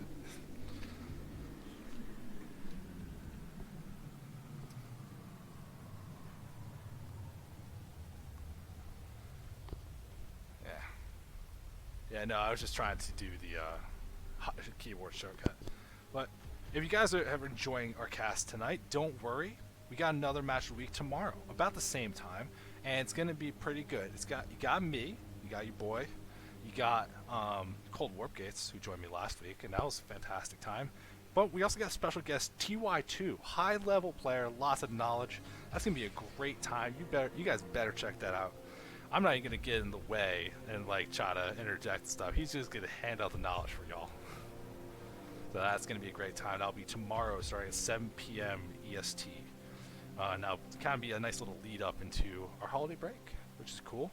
If you missed it yesterday, we did the coach show match for CPL. We had a couple 2-game sets between some of our coaches, including people like Striker and G5. We had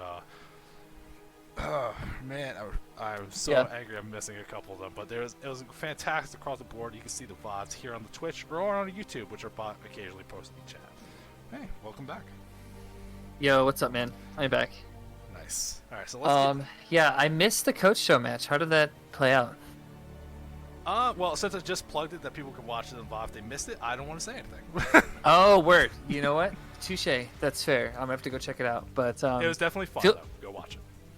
Yep. Feel free to join us on the Discord, as the Nightbot so graciously links every so often. And yeah, I definitely I'm excited for January for sure. Yeah. Well, I mean, for multiple reasons, we'll finally be out of 2020. Right. We're yes. so close. That's. Yeah. I will. I'm looking forward to that for sure. So we got another PVZ. Lana again, the brown toss in the bottom left. This time against her opponent Ruzo. I've been saying his, her. I don't mean to do a misgendering thing. I really just kind of feel like Lana. You know, it's hard for me to not to mix it up here. But yeah, it can be difficult when people have names. Or it's like I know that Lana was hot. That's all I know. Lana was pretty hot last game, and I liked a lot of the multitask and the storm drops. Yeah, that was a lot stronger than I was expecting from this level of play. That definitely seems like someone that could be on the rise very quickly. But we'll see. Like, that might have been a one-shot thing. We'll see if Ruzo maybe bring out that 3-hatch Hydra. Like, see if like, oh, well, you got that good late game, but what about that early game? Let's see if you can defend. Yeah, the wall structure here now still has the pylon next to the egg. This time it's up just a skoonch. Well, now that we're playing a couple games, I'm starting to see why the players are doing this.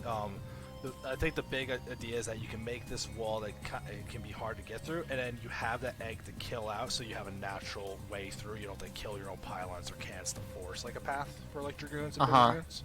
So it's making more sense the more I see it. Yeah, for sure. And you were talking in my stream chat yesterday a little bit about forage timing and some of the build pieces here. Crane, by the way, has a great video on PVZ, the +1/+1 pushing, and I've used that before to kind of check myself for some timings here. So shout out to Crane, actually a CPL alum legend himself. I'm very curious to see is Lana going to react, because it came in here, scouted the timing, saw that it was an overpool opening, that really common safe opening you're going to see from Zergs. But if you like pay attention to the first larvas that got popped, like it was drones being made, and I've only seen one being morphed, so you know how many lanes are on the way. It's just the one pair. Lana's still making the cannon a little bit less greedy than you can get away with. You can actually afford to go Nexus if it's not a lot of lanes, and then just get the cannon after. You can use like some links that help you out, get you through. You don't need to go crazy. Right. Yeah. I sometimes I think that the forge first or gate first approach is another one of those big questions that you kind of find yourself. And actually, Lana's making a second cannon before Nexus.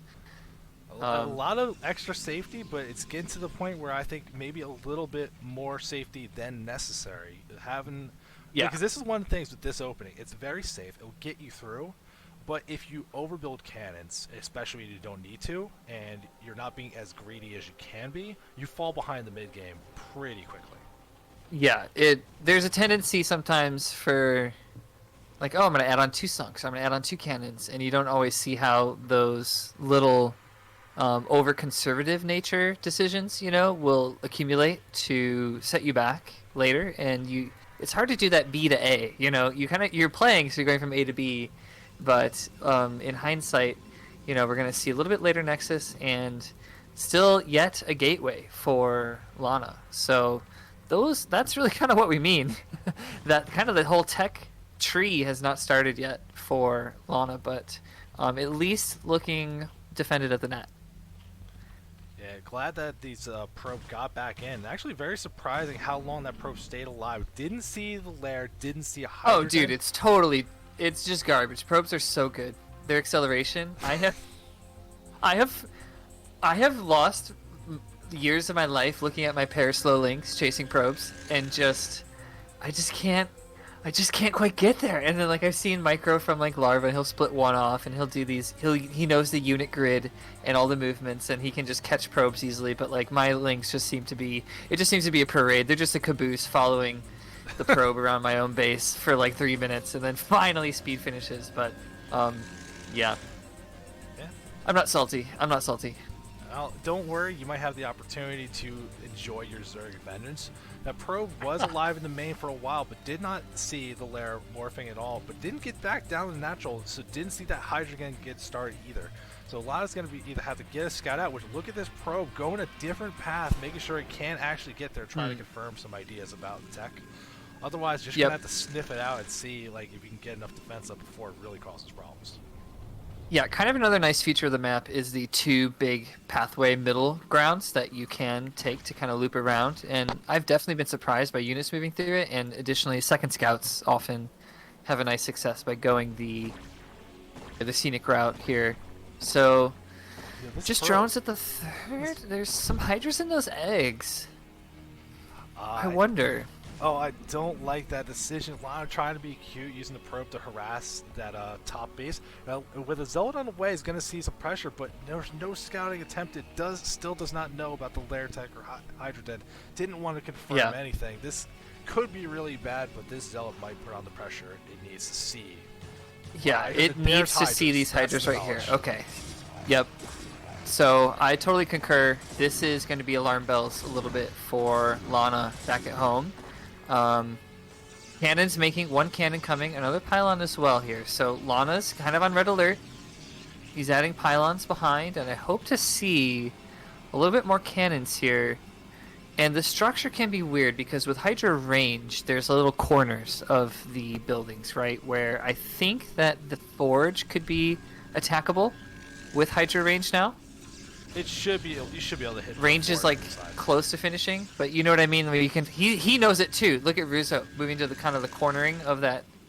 He's seeking a safe spot there and waiting for range to finish.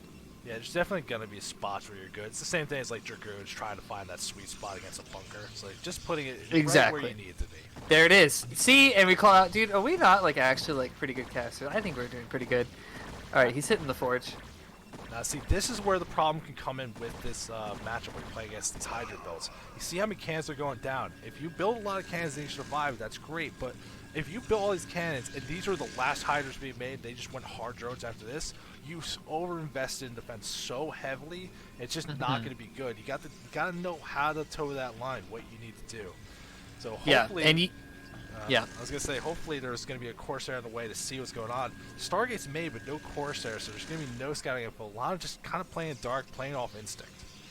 Yeah, conventionally, that Corsair does want to get across to kind of take an assessment and see overall what's going on, but the jig is up a little bit.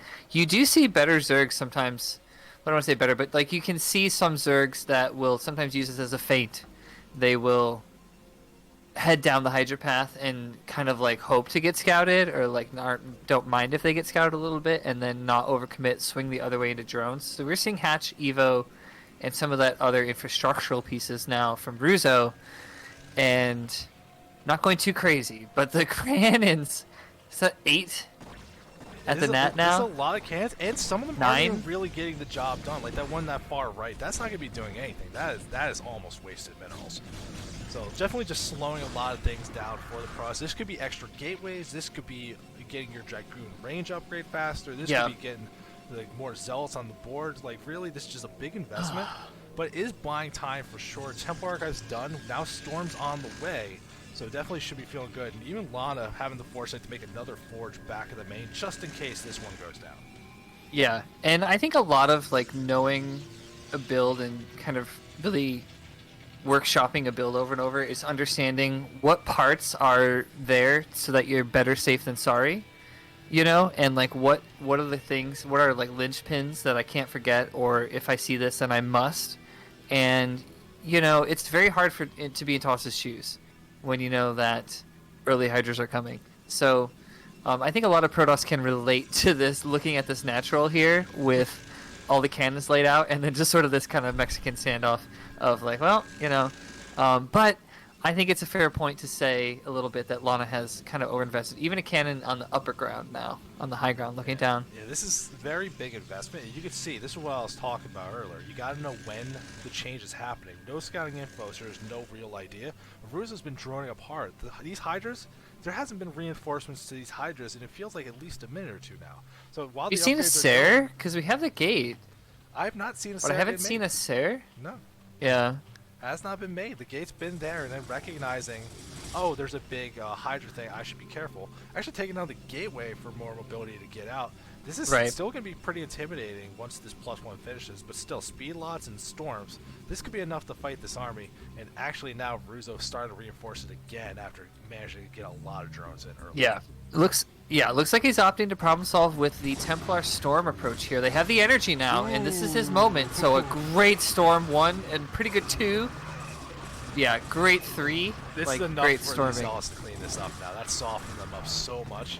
This is such a bad position. Like once you've had this big army and you see, oh, it just exploded. Oh no. Yep. That does and not feel good. his Templar's hanging out now, low energy. I hope he keeps these ones alive here. Yeah, looking pretty good, honestly. Lana has definitely shown composure. Like, it's hard to sometimes cast tier 3 a little bit because you don't want to harp on things too much. But, like, frankly speaking, if you're playing in your Lana right now, you're not feeling too bad. Here comes the Courser coming out as well. Despite those early kinds of speed bumps and the needing to kind of flex into that defense, punches out, and actually Ruzo is looking kind of like he might play a little bit more of a defensive style and approach. I like his SimCity. He's got lurkers at home now making. Yeah, lurkers on the way, and you can see from Lana, the Robo facility is not even complete yet, so observers definitely way off. These lurkers could shut some things down, but still pretty intimidating army trying to move out on the map. Lana could use the opportunity to get a third base up, but we're going to see if that actually ends up being the case. Yeah, Zap and his boys here. Corsair gets a kill. Yep. And we're going to head towards kind of like a pretty normal PvZ mid-game style, as like they're getting a lot of the kind of these core upgrades. Actually, Kadar and Amulet early for Lana, which is a little bit kind of like a flavor there, you know, getting early Amulet. With the gas. It does have lots of utility to help your Templar spawn closer to that first star. They spawn at 62 energy, not 50, so it does cut down the time, especially if you're crunched for defense. We're seeing Lana actually starting to move out, trying to establish a little bit of map control over here, and we're going to see if this is going to be enough. These Zealots definitely moving around, trying to be obnoxious, maybe force some USK made. He sees a couple lurkers before they're burrowed. Yeah, I hope that Ruzo can kind of do a little bit of micromanagement here. Yep. Okay, so setting up to defend the 1 o'clock third. This is a tough thing for Toss to move into. Like, honestly, I think you are almost advised not to try to like squeeze your way up into that ramp here, as he kind of moves and flows into the 11 as well. But like on the topic of the Amulet upgrade, I think it's one of those things where, like, hey, if that's your style and, like, that's more fun to you and you just love storming, then go wild, right? You know, like, you won't see that necessarily written in the builds all the time. But here comes the toss, and he loves to storm. Oh, my God. He's hitting some nice ones here. I mean, if my storms were that good, I'd love to storm, too. These storms do so much damage to weaken up these armies. Lana taking the fight in the midfield and actually trying to sneak a DT up there, but detection will stop that. You can see Lana's trying to find the Templars that have energy to storm, and there's the other one walking right into the face of the Hydras and dropping it down. Oh, a Templar dies with 74 energy. One's got 75. Oh, but it goes down. Okay, so a cleanup from Ruzo. Big trade of army units here. It actually went definitely better for Russo here. If you saw when that fight started, Lana was up about 20 supply, now even up, but it did buy Lana the time needed to get this third base up. So Russo should feel pressured, has to do some kind of response, or at least take a fourth base of their own. I think mostly the observers, right, or the lack thereof, is kind of what made that sway a little bit towards Russo over time there. And yeah, we're banning all caps in the chat. Come on, man. We need to get hype. Snipe's in the chat. He could fix the bot. Snipe, can you tweak our Nightbot? We can't even be hype. Free caps, dude. I'm down for the free caps. Shuttle again from Lana. Yeah, loving this move. And Rizzo might be able to reply in kind soon. That drop upgrade for the Templar or the Overlords in production, about halfway done now. Spire on the way, but I'm actually surprised. No Hive on the way, and I actually don't know if I see a Queen's Nest. So this is going to be quite a while off before getting that really critical tech that can help you break through the next part of the game. Yeah. And with the DTs mixed in, that's really kind of a nice touch here, as long as his coursers are married to these armies. And Lana's discovering that there's a lot of scary Zerg out there, but that big Sword Boys are swiping. The big storm aside killed a lot of drones with the natural, so Russo taking a big hit in the economy. Actually, looking down, now down to 31 drones. So definitely took a massive hit on that storm. Okay, I totally missed the storm drop. Did you get that on the obs, dude? Did you get it on the observer? Yes. Yeah, no, I brought it up to say, like, oh, yeah, look at that storm drop. Didn't see a thing. Look at that. There you go, man. Hey, I'm glad that you're at the helm tonight. I really, like getting fast Overlord drop, getting fast Amulet, those are just the kinds of things where it's like, hey, man, if you're having fun with it, and you like those units, then totally do it, because I think that there's something psychologically about if you have fun with your units, you're just gonna win games more. And so I like to kind of get the weird upgrades sometimes. Just don't go scouts. That's a bridge too far. But anything else, do what you like. A shuttle trying to fly up towards the north side of the base, but goes over Hydras, gets taken out. So that's a couple more Templar are gone. Unfortunate for Lana. But look at this army movement. Going way up to the left side, looking like maybe there's a base there to kill. Taking another base, but Russo now in prime position to attack wherever he wants. There's just no Protoss army here. Yeah, dude, so Russo moving in with a pretty sizable army. The Storms are going to have to be really good, but actually Lana is on full retreat from his army in the top left to try to catch up to this Zerg force. There's a lot here. Oh, and it's going to be tight. He needs to marry kind of the two troops, his two squadrons of army here together here. And there's observers as well, but they're kind of like awkwardly above the army. Is this a sandwich that Toss wants here? Is it a storm sandwich? I think it's just storms everywhere. Blanket keeps you warm for the winter. You know Lana loves to storm these Hydras down. These aren't as good as some of the ones, but that one was good. Softening up this army pretty good, but it's just not a lot of fighting for us here. Lana taking a lot of losses. Nice, but so is Russo. Oh, it's a storm sandwich and a half here with extra mayo and some sriracha, because Lana's heating up. I really think that, like, with that fourth established for Protoss, this is not like the army that Zerg wants to lose over and over again. Yeah, this definitely could feel like a trap for Zerg. To keep getting kind of trapped where it's like, oh, I got to keep building these units. You can see what's streaming across. Lings, Hydras. That's about it. So this is the kind of thing. It's like this Archon's going to start punching things through. Storm's going to be very effective. And meanwhile, it's just biding time for these bases to get established. And look at the Templars are coming out. They got 86 energy. What is the other one? 88. Like, they're ready to go. Like, this is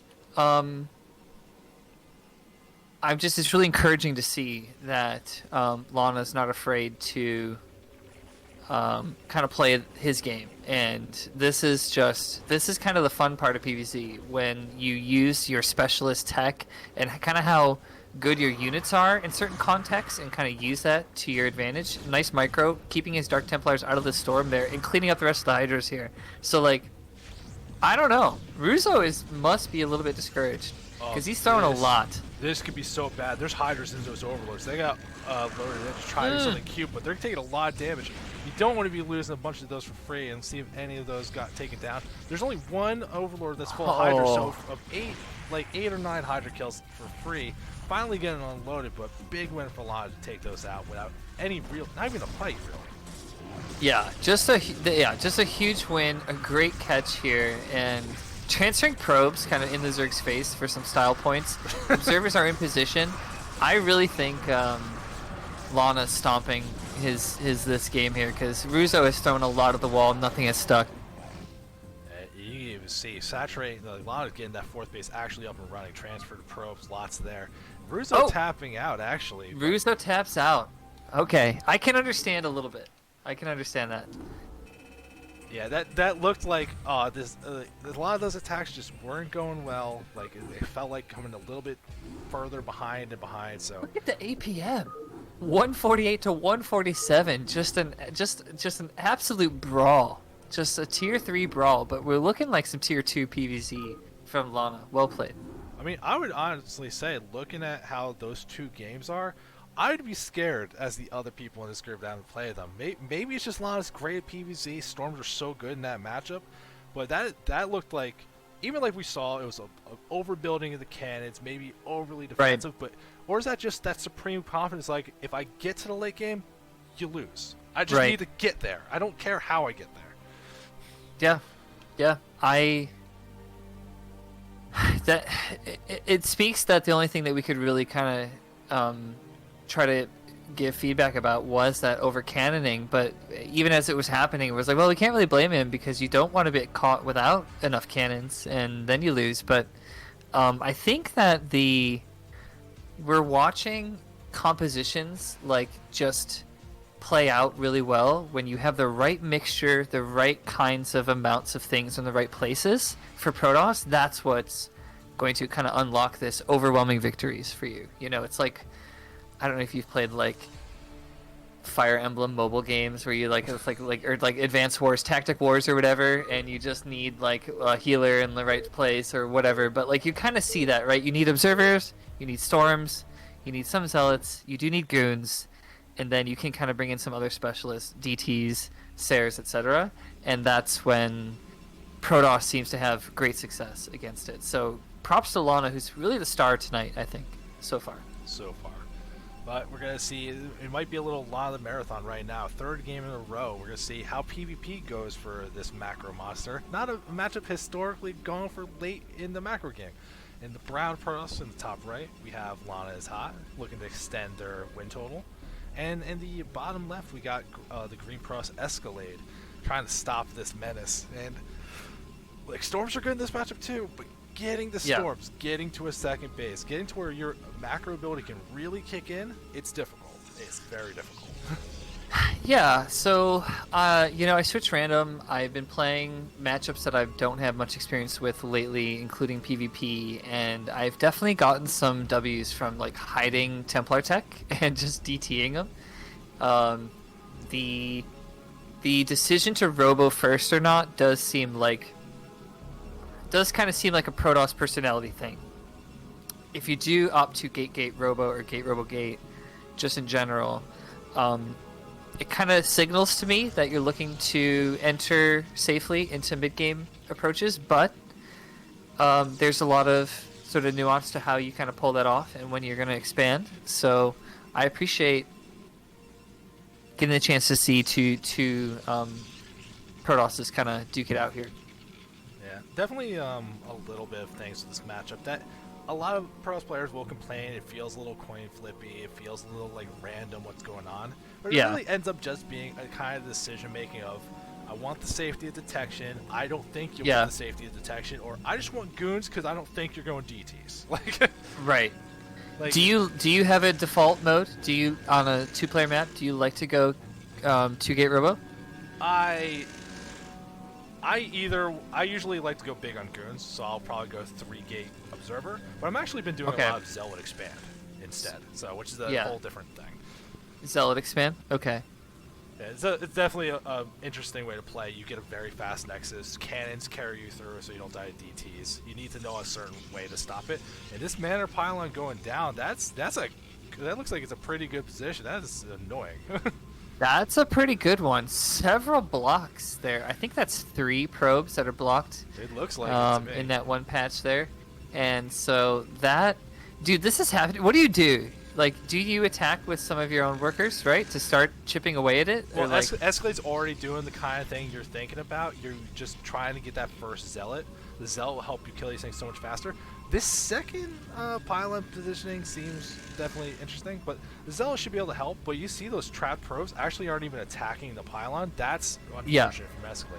And he's trying to that's chase one the way. Probe. That's Yeah, not what you should be doing here. you might as well have that pylon going. And Escalade's in the chat actually just notes that he was a little slow in noticing that one there, but a nice move from Lana. Escalade actually has a scout still alive in Lana's base, so is going to be able to kind of see that it's looking like gate and core spinning. Yeah, and Lana is aware of it, so we'll be able to see that. Finally, Zealot coming down, they're going to be able to kill his pylon. Just one of those things. It happens, especially if you're not paying attention, because it's not like an attack. There's no alert like, oh, your probes are getting annoyed. And you actually see something very similar, but the units are here now, so this is not going to be nearly as effective. Yeah. I like it just for the ego, you know, just for the, hey man, okay, I can do it too, right? You just try to build something while those are on their trips, but like, yeah, and unfortunate, not even a cancel. It was just finishing as it got killed. No cancel there. It's not what you want to see. And this position right now, like, it seems like it shouldn't make that big of a difference. You look at both players' bases. Oh, well, the difference isn't that big. It's one extra gateway. There's a Robo's being started, but Escalade's got some money. This is a really bad kind of situation, especially if Lana wants to be up. Having more gateways and having more Dragoons, it's just going to be something that can really get out of hand quickly.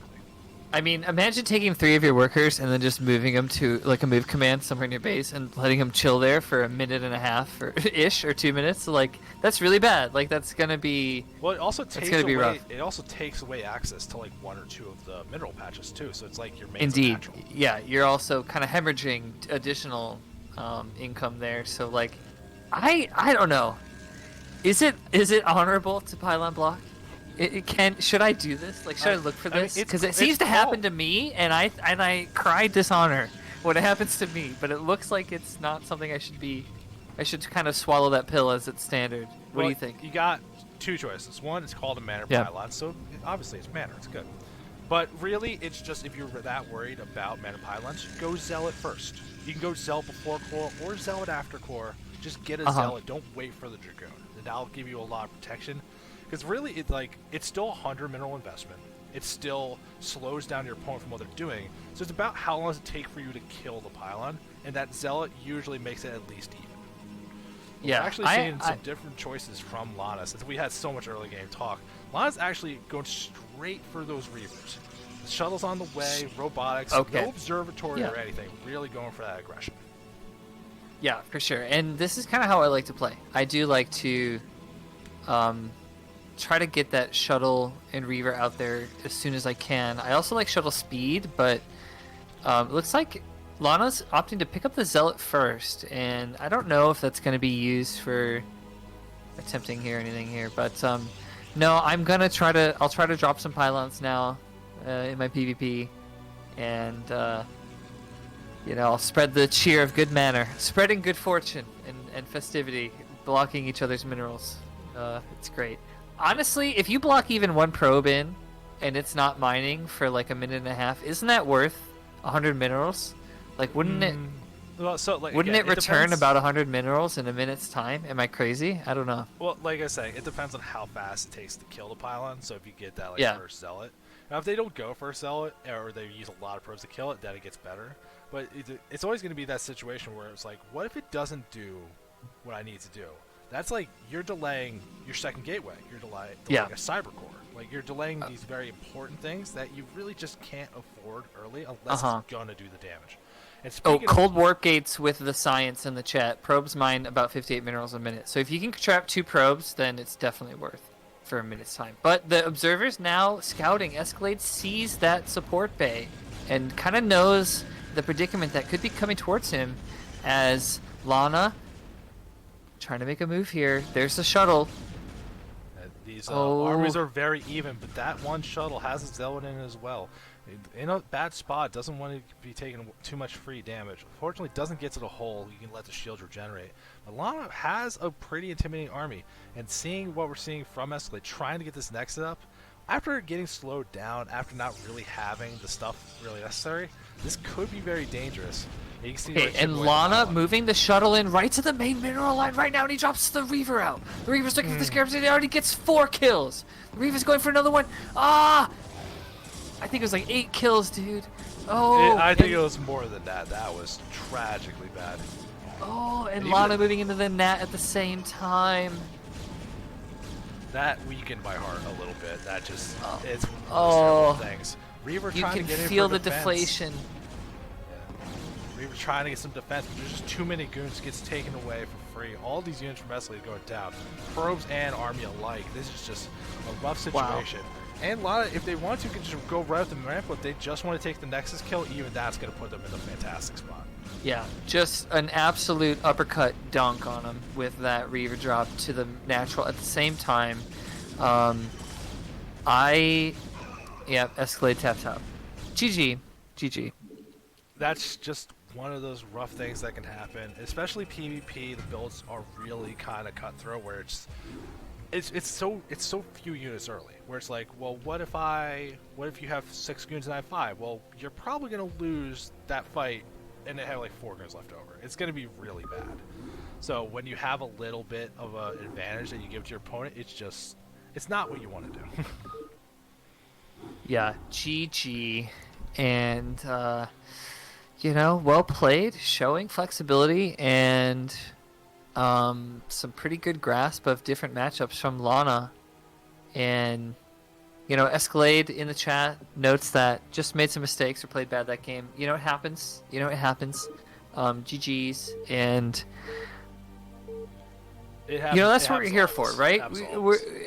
Sometimes I think to improve, you do have to sort of lay it bare a little bit, right? And just be able to say, this is what I keep screwing up, or this is, how I can, get to the next level in a given matchup here. So you love to see it. Thank you guys for tuning in. And yes, thank you, Nightbot, for the great segue. If you're enjoying the Coach People League action, feel free to join us on the Discord. We do have the team draft coming up soon. Are you involved in the team reveal stream? Is that going to be on? Yeah, that I will be involved with the team reveal stream. That will be a little after the New Year's. I'm not sure if the date's fully locked in, but okay. It's going to be exciting. It's a nice little CPL tradition. People love watching where they're going to go and hearing a little bit about their coaches. So I do really like it too. It's a nice we're tight knit here. And so we're heading into a Bug versus Escalade. Escalade choosing the dark blue, which on my monitor is always hard to kind of see that name in the the scoreboard stat. Yeah. See, Escalade doing the pylon placement I've been doing on this map, but I was saying that you do a little bit below, more towards the Nexus. I don't know if that's exactly where I end up putting it. I think I put it a little bit further south still. This is not what you want to do, though. Just little tip for the walling. Forges, you typically don't want on the right side. Put the gateway on the right side, forge on the left side. That's for how against terrain, that's the way you want to be doing it. Yeah. I was actually going to just ask about the left versus the right. So, what are you, a mind reader, dude? Have you not watched me in the Blind cast? He'll make a claim, it's 100% I've watched wrong. a few. Or if I make a prediction, I'm 100% right. I'm a little bit psychic. You think that'll make me better at this game? It doesn't. I don't want to turn over a stone here, but if you had to say you versus Neblime prediction percentage rate here, is Neblime, is he sub 50%? He's not sub 50, but mine's probably a little higher. Okay. That's all it is. Mine's probably a little bit higher. Yeah, maybe on the metric system, he somehow comes out ahead with some kind of weird conversion or exchange rate. But I kid, I joke, I tease. I agree. That's the kind of feedback that oh, you know what? That cannon finishes perfectly, and that poor drone. So just got shot.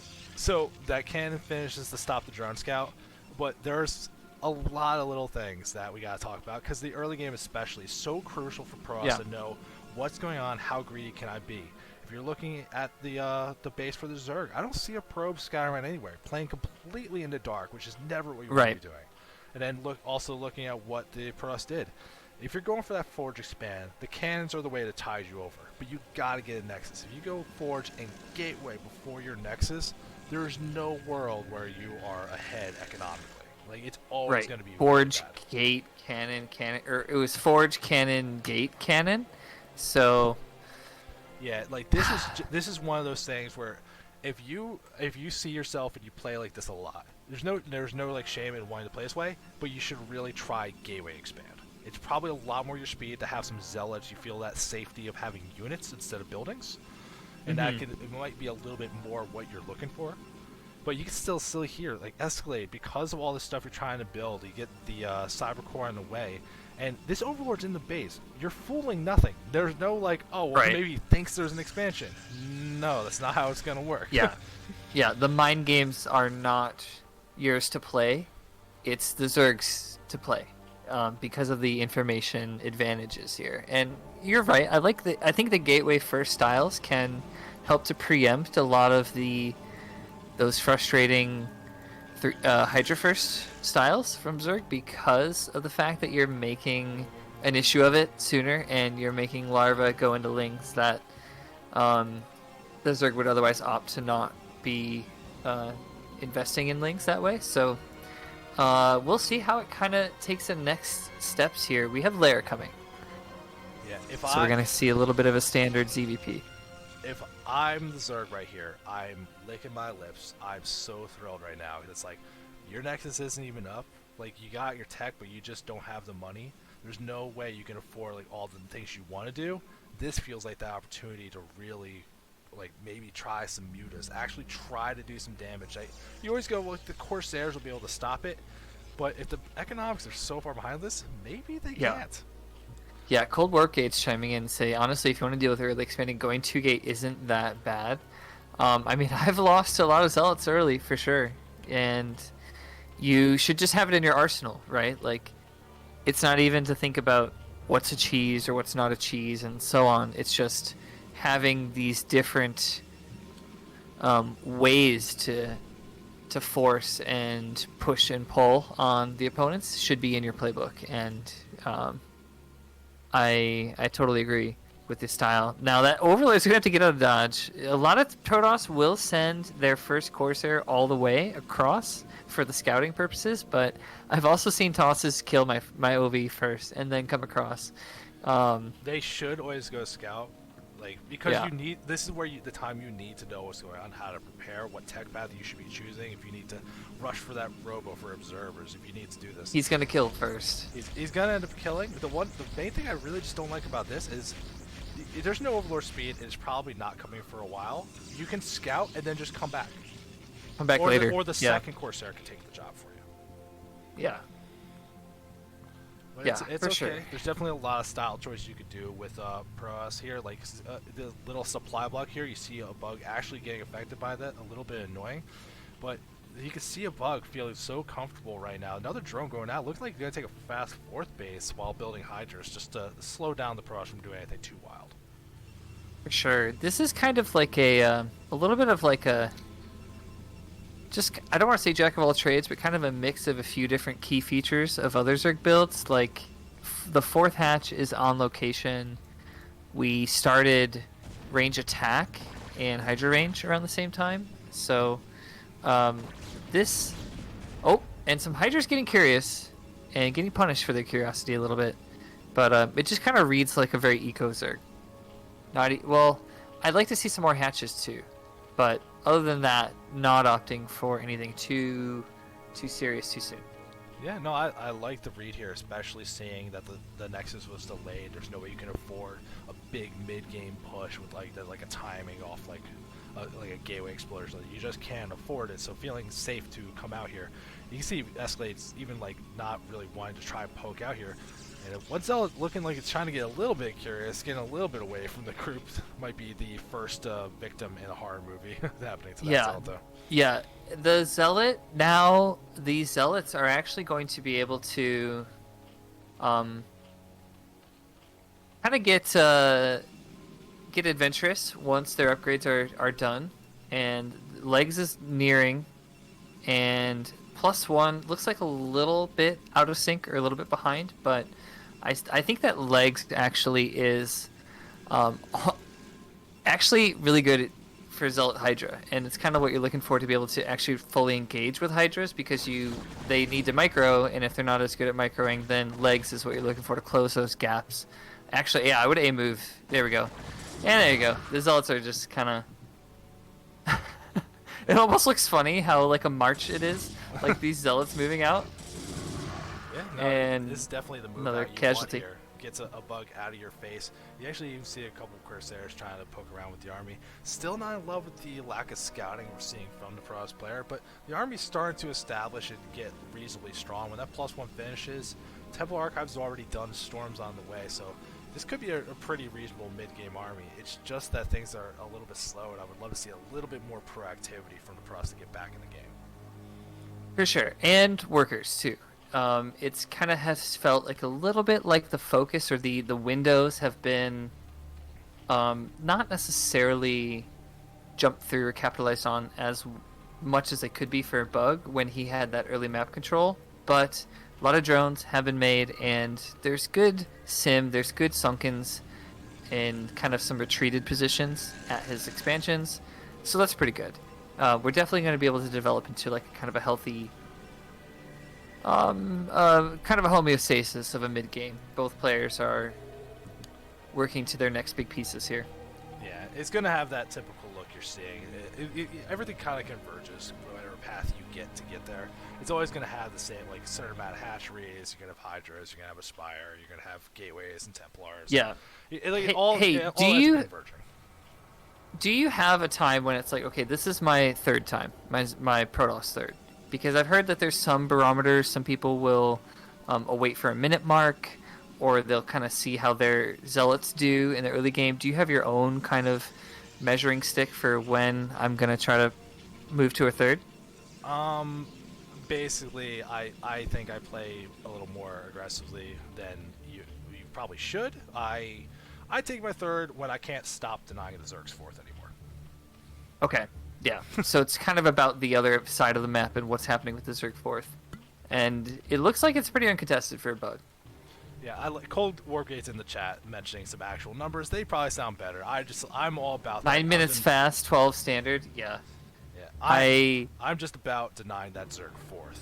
Like, no, we're saying 2 base versus 3 base. This is my comfort zone. Uh-huh. And I actually, here's the thing.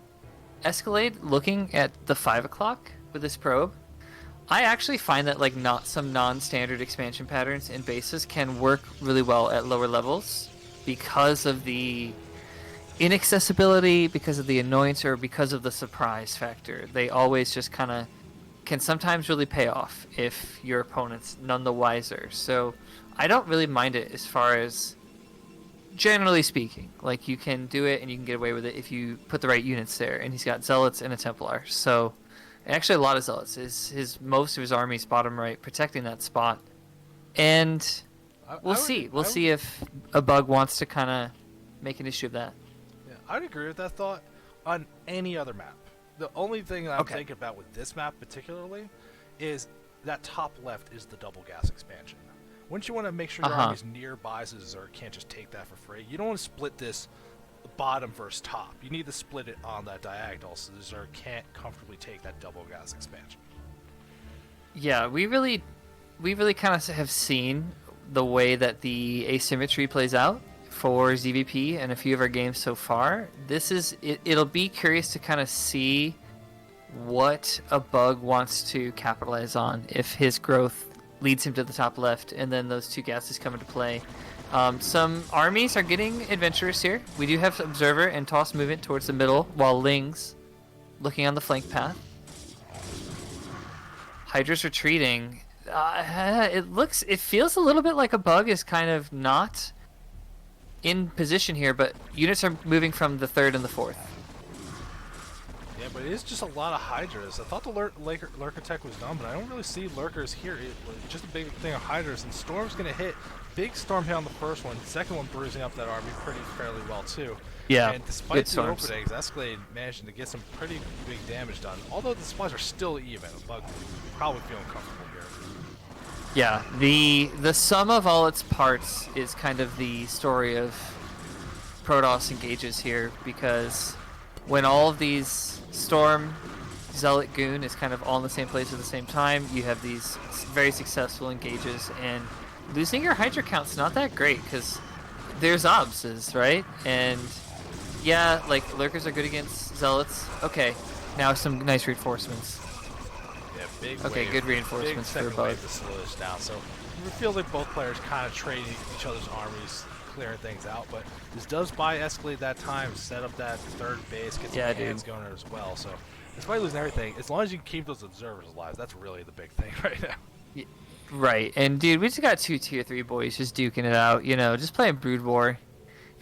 20-year-old game in 2020. You love to see it. I like that moment after the cleanup where you're like, oh shit, like, well, let's okay, put you in a control group. All right, let's bring you home because you've just been so tuned into a battle. And that's kind of Escalade right now. Have I said Lana? I don't mean to say Lana. I mean to say Escalade. I'm pretty sure you've been saying Escalade. But okay, cool. Replacing it. Corsair's trying to get some damage done over the Zerg Natural. He's coming out a little bit out of nowhere. It wasn't for scouting, but tons of Scourge on the way. We'll see if Escalade can save them. Yeah, and they're on that kind of collision course. The other ones are kind of on a beeline, and okay, one goes down. Yeah, but the cannons will save the other one. Nice. Oh no, it won't. It stopped moving. He sniped it at the last second. The final suicide mission, truly Scourge living up to their name. Damn. But that's a lot of cannons. And you know what? They're all nullified by a single Dark Swarm. So, Zergs. Zergs of the world, make Defiler. I beg of you. I beg of you. And look at these Lurkers kind of awkwardly like, oh, sorry. Let me just move around you. Okay, gonna find my way home here. Alright, sorry. Yeah. And the Zealots, like, can't quite surround. It is one of, like, Defilers, we keep preaching it as a really good unit, both for Plague and for Dark Swarm, but do remember that the Dark Swarm does make Hydras worse, so if you tend to be a lot of Hydras in your army, it does kind of complicate things, since Zealots love to fight Hydras under a Dark Swarm. The Party Cloud finally going someone else's favor for once. Yeah, and, you know, they're very fiddly. I think every Zerg has the feeling of, like, trying to consume a moving Ling or something, and it's just a nightmare, and so... you know, we'll chalk that up for some more Grav Chamber, you know, some practice. I like moving the Ovies into the fight now, because he knows that Obses are really what's kind of foiling some of his plans here, and so a Bug feeling a little ambitious and doing a nice kind of concave here. I want to burrow that Lurker. Okay, cool. And now a lot of toss casualties. Yeah, this fight going very good for a Bug. With half the army being on high ground, just things getting split up. The Dragoons especially just not going to be good in this situation. There wasn't really enough Zealots to really punch their way through. Bug taking a big way, taking a giant supply lead on the back of it. Yeah. And this is just kind of great to kind of just see a little bit of little things can tip your advantage in big ways. Just having just enough of this and that, and then suddenly you have kind of a wildly successful trade in your favor. This time I think detecting the observers, of course, and then a nice concave with the Hydras. Yeah, we have an APM kind of counter battle between Bug and Escalade. And, you know, I'm a kind of a spammy player. You got to see my stream, my FPV yesterday a little bit. I'm not really much of the APM matters that much, but it matters a little. It matters a bit, right? I mean, it's not meaningless. It matters as long as you can functionally do what you're trying to do. And, like, Snipe in the chat saying it doesn't matter, because it doesn't. He's like, what, 90, 100, 110? Like, he's slow. He'll beat you anyway. He doesn't matter. Yeah. It's about how much of it is useful, like what you're doing. If yours have 180, but half of it's clicking units doing nothing, then really you have 90. And I think most players, like, instead of trying to focus on playing faster, change their focus to thinking faster, then they'll just naturally, as a byproduct, start to increase their APM because they're just doing more. Oh, I'm seeing that. Yeah. I'm seeing Templars moving out, not getting their storms off. Another one gets a pretty nice storm here. Observer's in position, but dies to its own storm. Another Observer's down in the back. I don't know if Toss is going to clean this up. Not up this high ground. It looks difficult, especially since Zerg has an upgrade lead. Zerg is up 2-1. I believe Cross is only at 1. 2-2 now for Zerg. And, yeah. That is 2-2 versus 1-0. Second upgrade on the way, but every time you're trying to use your Dragoons, you're trying to go up this high ground like this against Hydras and Lurkers. It's gonna be so bad. And look at this second wave from Bug. Yeah, this is gonna be huge wave. Yeah, and one of the reason earlier I went, ooh, if you look in the Zerg main, there's a fantastic Greater Spire on the way, which is not a unit, not a thing you see very often in this matchup. But man, I love me some Guardians. I just think they're really fun. I don't know if it's gonna be really good, but it's gonna be really fun. Yeah, for sure. This is just kind of Zerg Happy Land right now. I mean, he's not in tune or super aware of all the developments for Toss in the southeast, but this, as a wedge issue, having all this army out here is just kind of completely severing Toss from supplying his own bases how he wants. But it doesn't really matter. Looks like I think Bug's gonna start to kind of put the right pieces in play. Well, actually, like, I kind of love the full plan. Remember, the Greater Spire we just saw.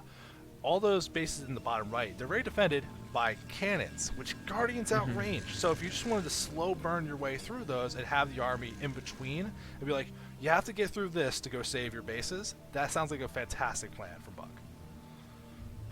I think that...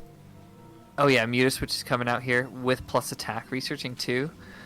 This is kind of a nice use of the double gas base, which I'm not sure if we've remarked on yet, but 4 hatches and double gas is going in the top left for a Bug, and that's just kind of like Zerg dreams, like Zerg wet dreams, having so much gas coming in.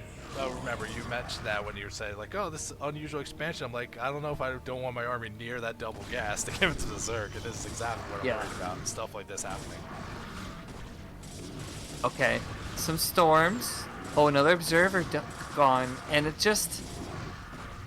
Protoss is everywhere, feel this, where you're just kind of locked in. You're trying to move obs, but the overlords are right there.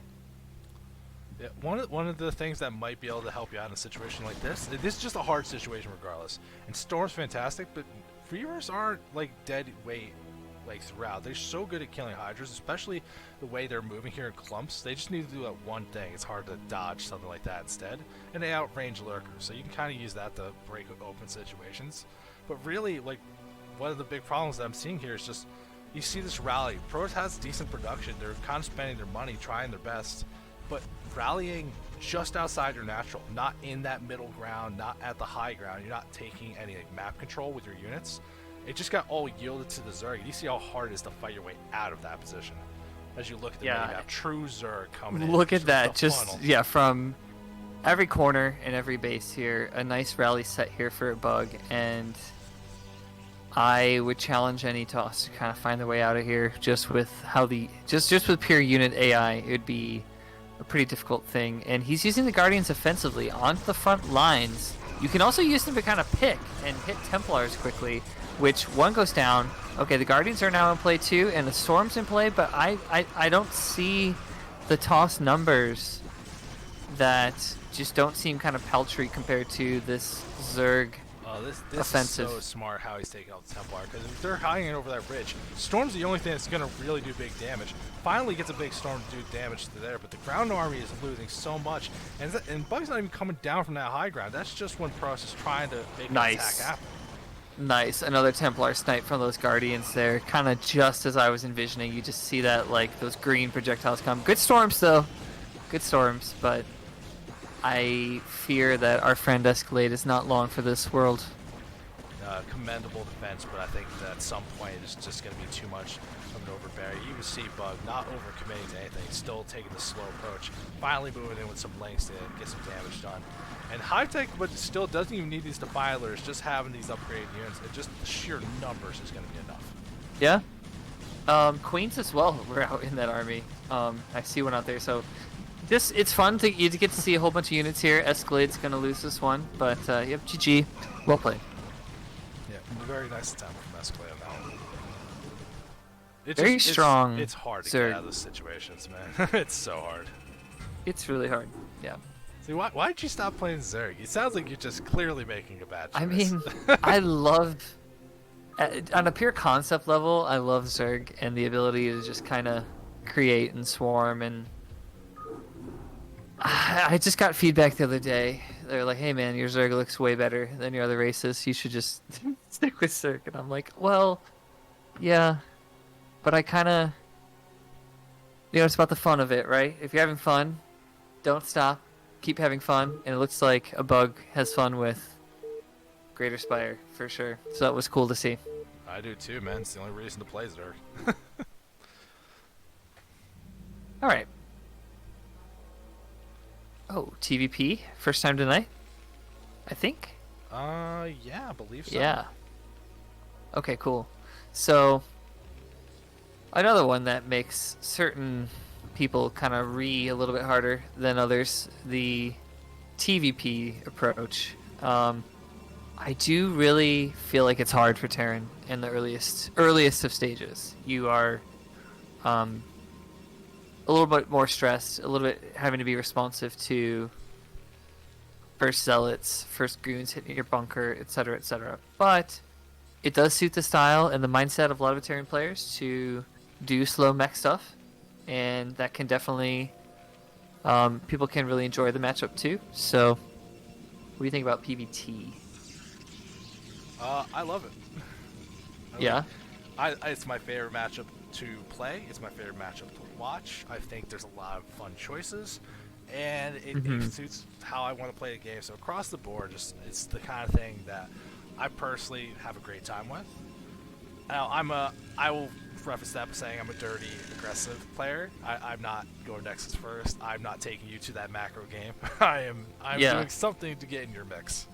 So it's I make it fun and it has some action behind it, but I can definitely see both sides. You got a lot of opportunity. Pros can be aggressive, try to do either cute, interesting things. They got little tech stuff that's like, oh, I want to be fun. I want to get the harassment done.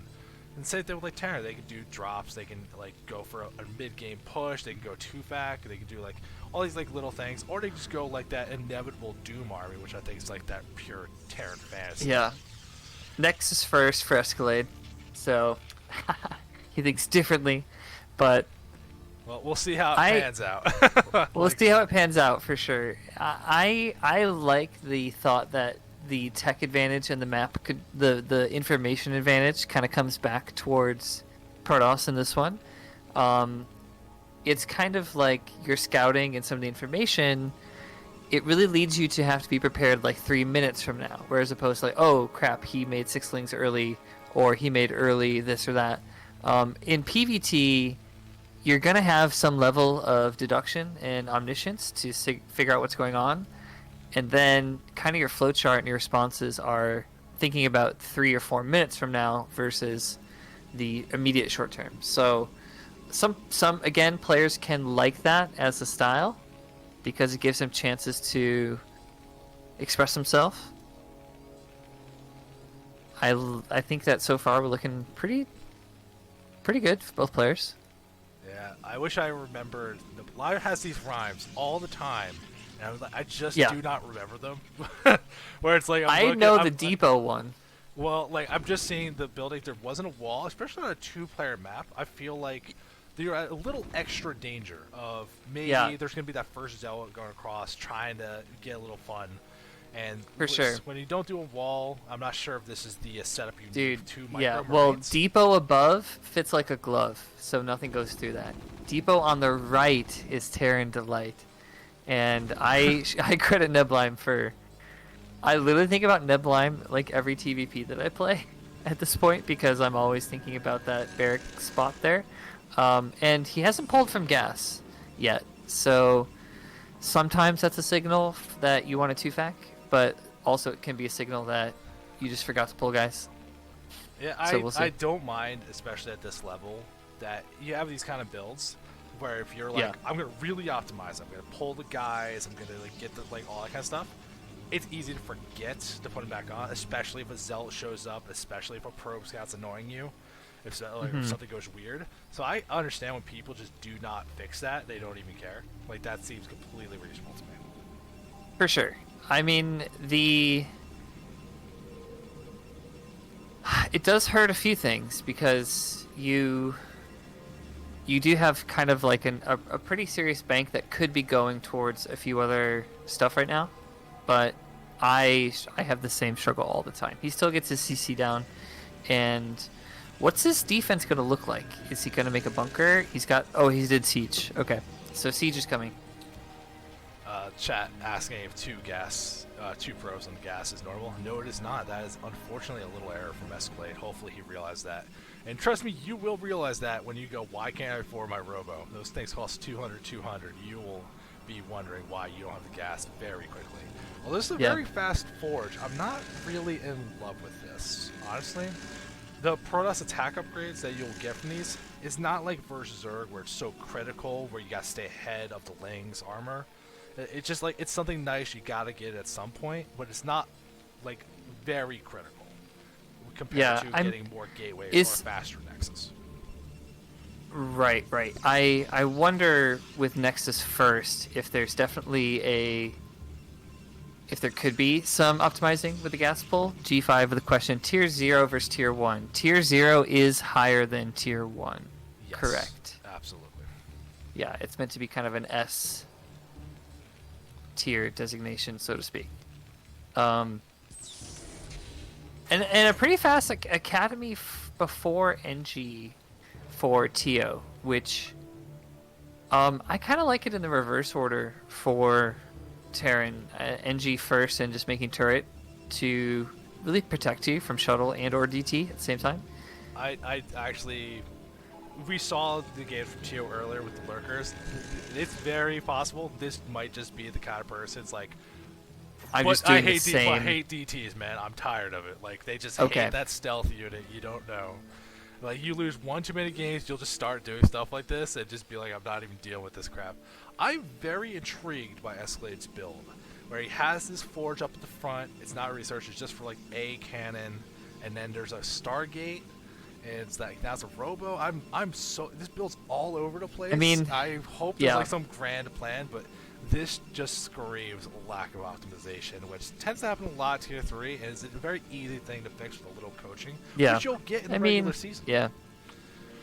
You could just be freestyling. Oh, it was a grand plan. Oh, then don't say anything else. We're gonna watch Okay, then we're just gonna we're gonna stay tuned, Ben. This is sort of like this classic tier 3 caster curse, because I've casted a lot of low tier games, and shout outs to my buddy Zookeeper for doing a lot of casting with me, where we basically try to make all these like galaxy brain deductions and conclusions, and the players will be in the chat like, oh yeah, I don't really know what I was doing, I was just kind of playing. I was like, oh, okay, cool, yeah, definitely do your thing, man. So we'll see. So the only thing I could think of, especially since there's a second Stargate on the way, that this is supposed to be like a 2 base arbiter. I'm gonna make the guess. How about Stargates here? It's a lot of gateway units, 2 Stargates. I'm thinking it's 2 base arbiter. The problem that you usually see with that is there's upgrades along the way that are so useful compared to just getting a Stargate. You only have to start the Stargate the same time you start the Templar Archives, if that's the plan. You can see like now with how late the Citadel was, the Zealot legs are just on the way. All this could have been rearranged a lot better, where it's like you're not getting Arbiters any faster, but you're skipping the chance to get important things along the way. So you kind of like when you start Stargate, start Archives at the same time for that Arbiter build approach? Yeah, I'm just generally speaking. They're basically the same build time, so there's no reason to get the Stargate before then, because unless you're going carriers, you're not going to use it before. Right. You might as well get it as late as possible. And like the reason why I asked that or phrase it that way is just it's really nice sometimes to set these timers and markers and sort of like simple questions, simple rules, you know, for when I'm going to do this, I'm going to do that too. That can, it's nice to kind of structure yourself, kind of routinize that way. And there's a few, like over time, I've kind of developed a few where you start this at this time, and then somehow the magic of StarCraft, it just kind of, it's perfect. You got 100 gas, you can start your lair and that kind of thing. Yes. Really nice. Another Escalade expansion to the 5 o'clock. Seems to like this one. I don't think this is as bad as it was against the Zerg. Like the double gas for Terran is obviously very nice, but they're not going to be as expanding with the same rate, and it's not going to be as hard to break that base in particular. That upper left base, pretty easy to attack unless you start putting buildings to really clog it up, which even that can get a little bit complicated. I'm waiting to see what comes from the Stargates, because I haven't seen them blinking yet. Me neither. But we have Storm on the way, so Yeah. I don't know. Like, we're gonna see this one. It's the magic of Tier 3. Sometimes you get these people that just see the game in a different way, and sometimes it's awesome. Usually it's just something that you could do a little bit more optimized, and it'll definitely improve your win rate. And not to go on too long, but like a lot of times this is kind of a symptom of people who try different builds, and they just kind of, they're seeking some jack of all trades that's like gonna be safe against everything, but it's just kind of a delusion, or it's just kind of impossible to make something that's good at all things and it's safe against all things, you know. And so you have to over time refine and kind of pick and choose. So we're just, as far as a caster curse or anything like that, like we're just kind of seeing things that are heading down different paths. But now we do have Arbiter coming as Toss wants to make an issue of the army in the middle. Nice observer to help with those mine clearing. The tanks though, getting pot shots. Yeah, those high ground tanks, this says do not attack this base. This is not going to go well. But trying to muscle the way through, should be able to take out some of the tanks on the bot side, but those high ground ones are doing a lot of work. goo. This, yeah, there's blue everywhere. A lot of goo, man. Oh. Very unfortunate to attack those spots. So many of the maps nowadays have these opportunities where tanks could be on that high ground and make trying to do these, like, I'm gonna just go in, we're starting to fight. Yeah. It always turns out badly because there's just this pocket of high ground that covers everything and it's so hard to get to. You're just taking too much free damage. Yeah. Yeah. As far as like a kind of like a big like distraction, and you know, kind of like somebody distract him at the front while I get away with something. Like, he does have that third base going pretty well, which so far Tio is none the wiser that 5 o'clock has had such development, and the transfer's coming too. So but it sucks to lose your army on the other side of the map, but it's not doom and gloom necessarily. End of the day, though, you say like Tio doesn't know about this base. Tio doesn't care about this base. He's on 3 bases as well. And when Protoss is at the same amount of bases as the Protoss, and you can even look, there's a big worker lead for Tio because of he got that 3rd base up. He's been very diligent about keeping the SCV production in comparison. Tio's fine. Like, he's cool to chill, that's fair too. Get those factories up. He's got armories. He's got double armories working. So he's going for that death army later in the game. And Escalade's going to have trouble dealing with it if he doesn't get a plan together for a strong mid-game army. Finally, we see a Stargate introduction to get one of these Arbiters on the way. Yeah. To be fair, Escalade could be using these observers a little bit more to kind of see an eye on factory count, on the double armory spinning, starports making in development here. So you'd kind of like to see some more finger on the pulse from Protoss, because generally you have an information advantage overall with just in the matchup until big pushes start coming out from T and mech starts coming. But we're looking at the apparently Escalade says the last piece of the puzzle is in development down at the 3rd. I'm keeping eyes. We'll find it. What is this last piece, man? What? He's just trying to be dramatic. We're not going to worry about it until the plan's in action. So right now we're just seeing they're building up that army. But like I said, the worker count's not looking good. And even though you look around the Protoss base, it looks like there's a decent amount of gateways. Even just how spread out they are, especially for lower level players, this makes macroing so difficult when they're all over the place like this. They're not just in a line or like most of them are in one screen where you can just click around. Yeah. Base management, especially for Protoss and Terran, something you really should practice just a little bit to make your macro so much easier. Yeah, totally agree. Hey, are you a widescreen user? Yes. Okay. Yeah, I play 4x3. You're classic boys. I get it. That's fine. I kind of like the 4x3, but it was born out of starting as a Zerg, and now I just can't kind of shake the habit. But it's one of those mechanical things where whatever works for you. But you're right that there could be some better consolidation for screen camera hotkey usage here. Okay, Fleet Beacon is in making. We've got the Fleet Beacon. Oh, and it could just get scanned by Tio at the 3rd. Okay, so let's look for the Goliath to get queued up here. And does he have goal range? Goal range is also almost done too. So, yeah, so preemptively, and you can even see these upgrades for the Terran reasonably on point. We need to start that second batch from these armories. You can actually see a lot of the armies having trouble getting rallied because of all these tanks. They're just blocking the path, so making the army kind of freak out a little bit. Yeah, one of my favorite tier 3 players in the world kind of has a similar approach here with his rally points. But anyway, I want to kind of just note that the Goliath versus Carrier interaction is just a very weird test of micro from the two players, and it is kind of fun to sort of see the Carrier PvZ, but the Protoss player has to kind of be on top of the map architecture, on remaking interceptors over time, and also watching out for vessels EMPing the carriers, which is often kind of the sort of the step one of how to deal with a carrier problem.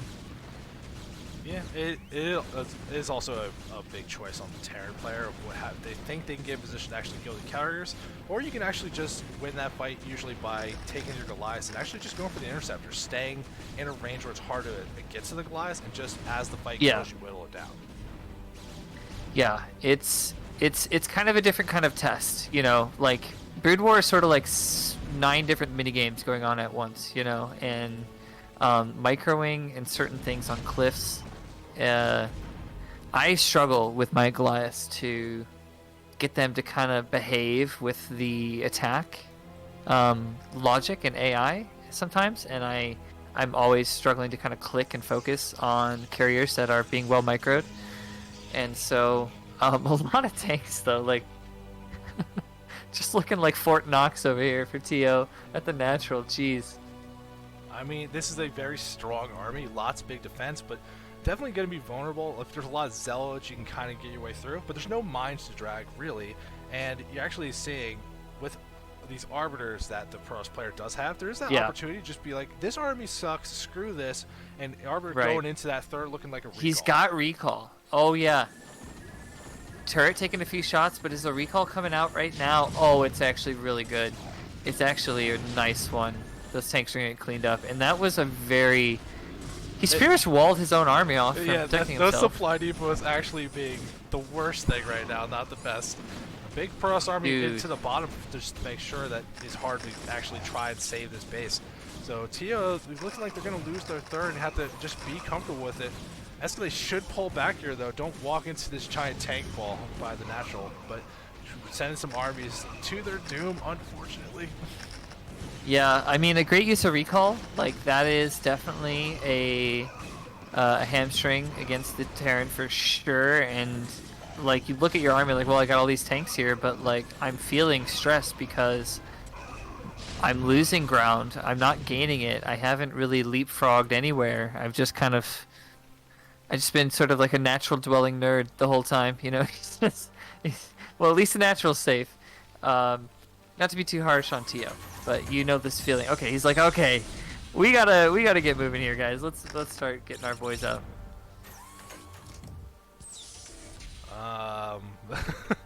The chat asking a question. How much damage do tanks do against carriers? Stay tuned to this episode of TVP, and you'll find out. It's not fantastic. It's so guys, let me out, guys. Okay, single file. All right, let's please. Oh, this is so bad. This little group of Protoss army getting baited to a big fight here. I don't think they'll be able to get away with their lives. And a bunch more units from Escalade going down at no cost as these tanks start bleeding onto the map. Like, what's the plan from Escalade to actually kill these? I guess I love how I've been like, dude, like he's gonna switch into Goliath soon. But if you look at these factories, it's just like, no, I will be making vultures and tanks, and that's just what my army is going to be consistent of. And like to be honest, he's striking fear a little potentially. Who cares about Goliath when you can make other stuff instead? Now, where's these carriers? Okay, the first ones are. They're in the I see one in Arbiter production. field. There's two in the Arbiter field at the rally point. Oh, There I hasn't see. been a Okay. lot of them. We see some vultures trying to go down to that base down in the bottom right and see if they can get through. But there's some pylons and cans. They're not going to be able to get anything done. But a lot of tanks, they will get the job done. For sure. Okay, they're 1-1. So he's got some armor. The vultures, they generally don't trade the best against buildings, but they can, in enough numbers, kind of help poke in here. That seems dicey. Carriers moving across the map now. They're full on interceptors, but it's still just the two of them. That'll be enough to stop these tanks, but the rest of this ground army does not want this fight. Lots of good stasis. 6 stasis. Great stasis from Escalade for sure coming in. Now the carriers are here free to do their work, and this just feels bad, man, for the Terran.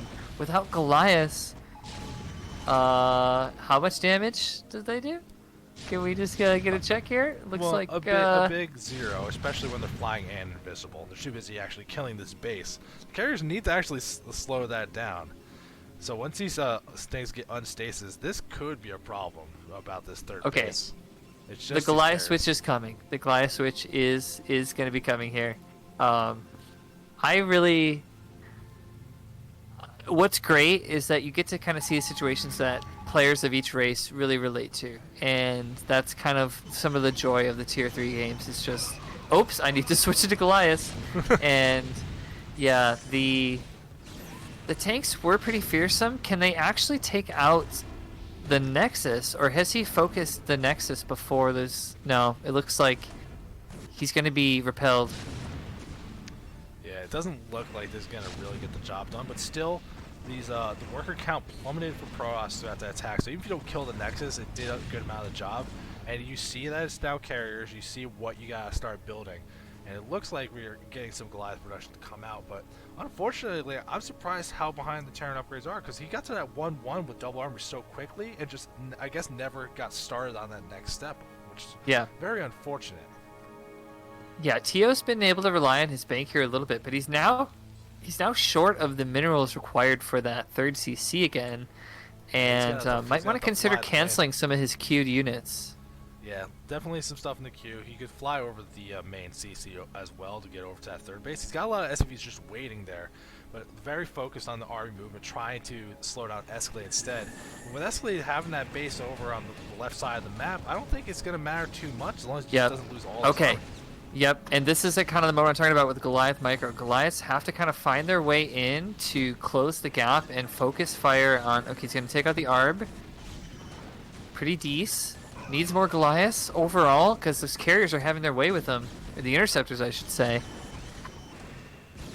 Just not enough Goliaths here, though. Clean up all the ground armies. Now it's just tanks. They're on a clock as they get attacked by these carriers, unfortunately. Finally, some upgrades for the attacking areas. More carriers. And Escalade's reinforcements are just cutting off that kind of a tank bundle there, coming from the Nat, and this is really looking rough for Tio now. He hasn't got that third up, and his next push just gets, damn, out of minerals. You hate to see it. Escalade taking a game. Carriers, turns out, great late game plan across the board. They are fantastic units. But really, the big thing that won that game, that recall to kill that Terran third, for sure. That did so much damage. Yeah. Oh, yeah. And that's the kind of thing when I was like, oh, yeah, TOS can definitely use information in the Omniscience a little bit to their advantage, where you see a little gap in turrets, you see some weak coverage areas. That recall threat is really powerful. I really liked that. I think it was a game-winning move, and in the bottom right was not as consequential as just that recall. Yeah, especially the deep balls at the ramp, really making that just very vulnerable. That was a very good move. Now, before we get started in the last game, that's right, this is the last game of the night. Unfortunately. Oh, it's the last one? It's already there. Final game of the group. Just a reminder while I got people here, we're doing another match a week tomorrow. It's going to be with me and Cold Warpgates and special guest TY2. High-level people you want to see. I won't be talking as much. I'm going to let them do the show. But you definitely want to be around to check it out. We're going to be watching some more preseason games, and it's going to be a fantastic time. It'll be tomorrow, 7 p.m. EST, same time as tonight. Make sure you're there. Dude, for sure. Tai 2 is a treasure and a rainbow and a sunbeam, all wrapped into a Zerg player. He gave me some of the best coaching I've ever had, and I appreciate him, for sure. So, TVP again? Okay, Lana and Tio. We know Lana can definitely handle his own in PvZ. I really like to just get to see how different players approach things. We saw carriers, and that's one way to handle it. 2-base ARB, I don't know. I kind of like the blunt object, kind of simplistic, make units that go boom in easy micro situations for lower level players. And Arbiters, I've learned they're a little bit finicky. They sometimes have AI problems when you group them with your own units and try to AA click on the map and do 1A, 2A, 3As around, where they'll start like hitting mines and doing A, because they have an attack.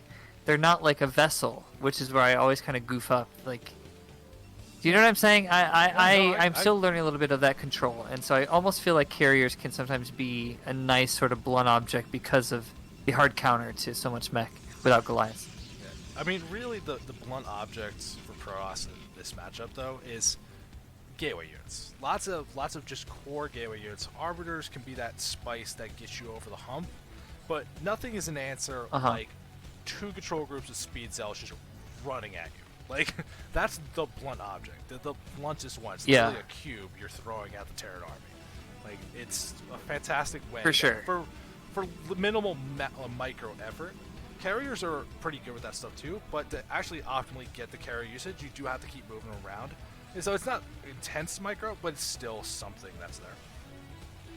And 2-base ARB players, sometimes they'll lose fights and just like wonder kind of why, and a lot of it does have to do with maybe moving into a tank line ill-advised, or even when you kind of saw it, you hit a nice stasis, not having that enough zealots to soak, do mind drags, etc., to give your goons a fighting chance. You know, too many goons is not good because you will just get kind of popped on the approach. So these are composition questions that a lot of tosses kind of learn the hard way.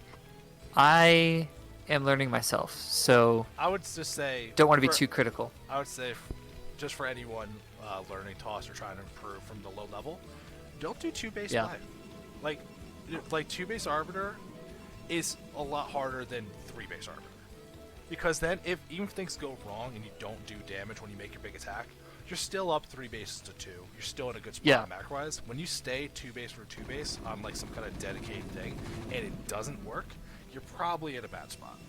Yeah, and I really like the eco approaches for lower levels, because, I mean, once you start to refine and get punished for early game stuff, like, you'll be wishing that you had the tier 3 opponent that's not going to check for hidden bases and isn't going to be super crisp with punishing your 4th or your 3rd and so on. And so, like, you know, a lot of builds, you know, you go to Jinjin. Shout out to Jinjin, by the way, for his translated videos. Definitely go check that out. But you know, you're looking for these 2-1 timings and this crazy 2-base 6-fac +1 styles and all these ways that like hit specific crisp timings. But honestly, like, I win more games when I don't try to do anything too fancy on 2-base and go to the 3rd base and just like start duking it out. So I can empathize with some of that feedback for Protoss. A little danger town here. Zealot 1-up. Going to slow down. There's the CC being built on the low ground. No buildings, no bunker. Just a couple Marines. Let's see if Lana can micro the way that see it slows down, or just buy time. Wow, that builder RNG. Oh man, 4 HP on the SCV. Oh, just pop him. Oh yay. Okay. This is good, and Dragoons can micro against Marines like this. Lana, unfortunately, doing some stuff at home, but with the lifted racks, there's not stuff being made. Still no bunker, so this could actually be dangerous if Lana kept rallying Dragoons, but unfortunately did not. Yeah, a little bit of some missed opportunity with that goon control. and you can kind of do like hold shot, and outrange them a little bit even before range is done, right? Unless I'm crazy. It's. I don't think I'm crazy. I think they still outrange a little bit, and then goon range comes in, and it's especially so. It's just difficult, but yeah, Yeah. you should be able to kill Marines that don't have upgrades with Dragoon without upgrades. It shouldn't be a problem. It's really, that's why the bunker is such a critical thing. It buys you so much extra health, and you can't micro a bunker. Like it's either doing damage or it isn't. Yeah. Very big transfer coming. I think 8 SCVs coming down from TO's main, which only leaves 6 up there at the top. And I think that some of the saturation issues can also be another way to kind of help smooth out some learner play. That is, counting your numbers of patches and workers in each place, and then just kind of striving for the right kinds of balance there. You'll hit crisper mid-game timings. Like, we're going to kind of see the effects a little bit of the overtransfer in like a minute or so when he wants to go add on facts. Anyway, but this is not. Yeah, that's This isn't the tier 3 cast. Like, yeah, like that's just kind of what I'm observing, but it's fine. Yeah, definitely just that's a little bit more than what you're thinking of. I do like the plan we're seeing from TO. Siege expand, just make sure you get that stuff up without too many issues. Get an armory to start upgrades and then starting to add on the factory. So it's looking very similar to what we just saw last game, which it was like 2 factories for a little while, got a 3rd base reasonably fast, and then added on that factory explosion. So I wonder if it's going to be the same kind of thing, because Lana's plan so far looks way more standard. There's not a lot of fluff in it, so this might be a lot more dangerous for TO if he's not careful of what he's doing. Yeah. The old kind of like adage is, if your first op gets in, you see more than 5 facts, then you definitely want to start to prepare for some kind of a 2 base coming at you. 5 and 6 is pretty standard. Yeah. Actually, Flash has a tutorial with 7, but I won't. I won't belabor that too much. Basically, when I get that first observer, I'm looking for how many factories you have, how many of them have add-ons, and do I see your armories? Do I see a science facility? Because that's the kind of thing that could really give you that hint of, well, when do you think that attack's going to happen? If I see 2 armories and a science facility being made, I know you want +2/+1 at least. So I got time, but it's going to be big when it happens. Yeah. If I see like 5 factories and there's no armory, I'm like, oh, there's something coming. It's coming like almost immediately. Yeah, I like to actually do faster starport a little bit, and I've had success with fact CC port as a pure opener. But this is the moment that Lana kind of gets to the window here as the OBS moves in. Does see armory, does see starport making, and one more, a 3rd fact in process. So this is not necessarily alarming, because he's got his own 3rd in a good time. Yeah, but see, this is why I was recommending you newer players or lower level players should focus on this 3 base play, because Lana started that Nexus blind. Before the observer got there, you would still be able to prepare for some kind of big attack off seeing us, but now that you saw, oh, it's defensive, it's scaling, it's 2 base, you feel comfortable with 3, you could take a 4th, you can go for tech or some kind of thing. You have a lot of options. You're not locked into, I have to do damage. This is why I really recommend 3 base play of some variety. At least start there and then see how it feels. Right. And, well, it could also kind of just be a latent effect of some eco from Terran, that sometimes you start the game and you plan to do a 2-1 or some kind of 2 base thing, but you're just not playing your best. And like you haven't made enough workers, you have not had the kind of crispness that you want to be able to hit that with fervor. So you opt to go for 3 base tile instead. But informationally speaking, again, Lana is got the right things in the right places. Yeah. Yeah, C is an armory on the way, science facility done. 2nd armory being made, so Lana knows plenty of time. If you read the situation and like look at it, there's not a lot of factories. You see a bunch of scaling upgrades. You got plenty of time, and I'm curious to see where Lana goes from here. This could be take your 4th base, take your 5th base, like go really big for that macro, or like get an arbiter, try to get some damage done. You can position to stop the 3rd. There's so many options for Lana here because the knowledge is there. For sure. And one recurring theme is the base layout for Lana. It has just been It's thought out. pretty well structured. I mean, it's kind of neat. It may not be the best in terms of like locating your tech a little bit, kind of, I don't know. But it's not. There's no blocks. It looks healthy. The tech is moving in. He doesn't have anything big missing, and now feeling a little bold with units and the obs there, hoping that mines don't advance too far. Honestly, both players looking pretty good. You can see a lot. I want to see TO's supply go up now. I want to see kind of a maximizing from the 2 base, because he's been on that 4 fac for a bit.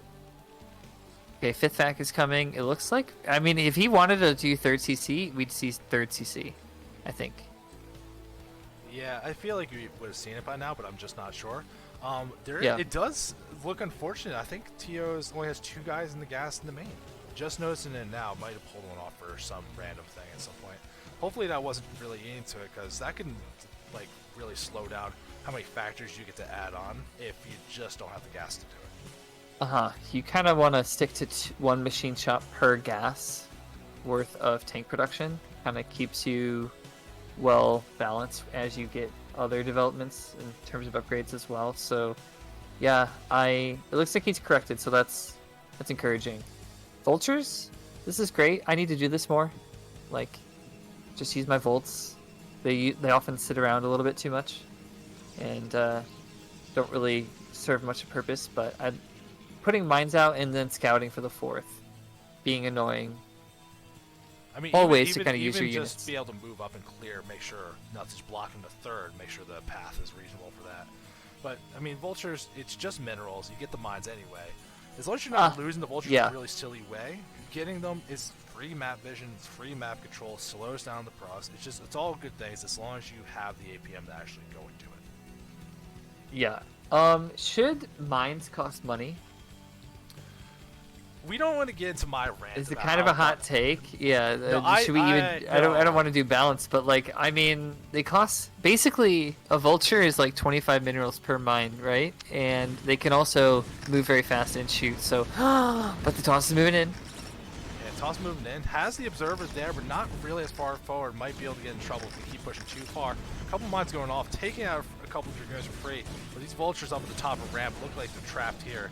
It should be enough to clear this up and move forward. Reinforcement army for the Protoss army. This 3rd base might be in trouble. Yeah, CC on location's a little bit problematic because of the way that the map lets Toss kind of get in here and wedge in. I always thought that maybe adjustments to vultures could help with the Tasagi arguments. But anyway, we're looking at Pusagi right now.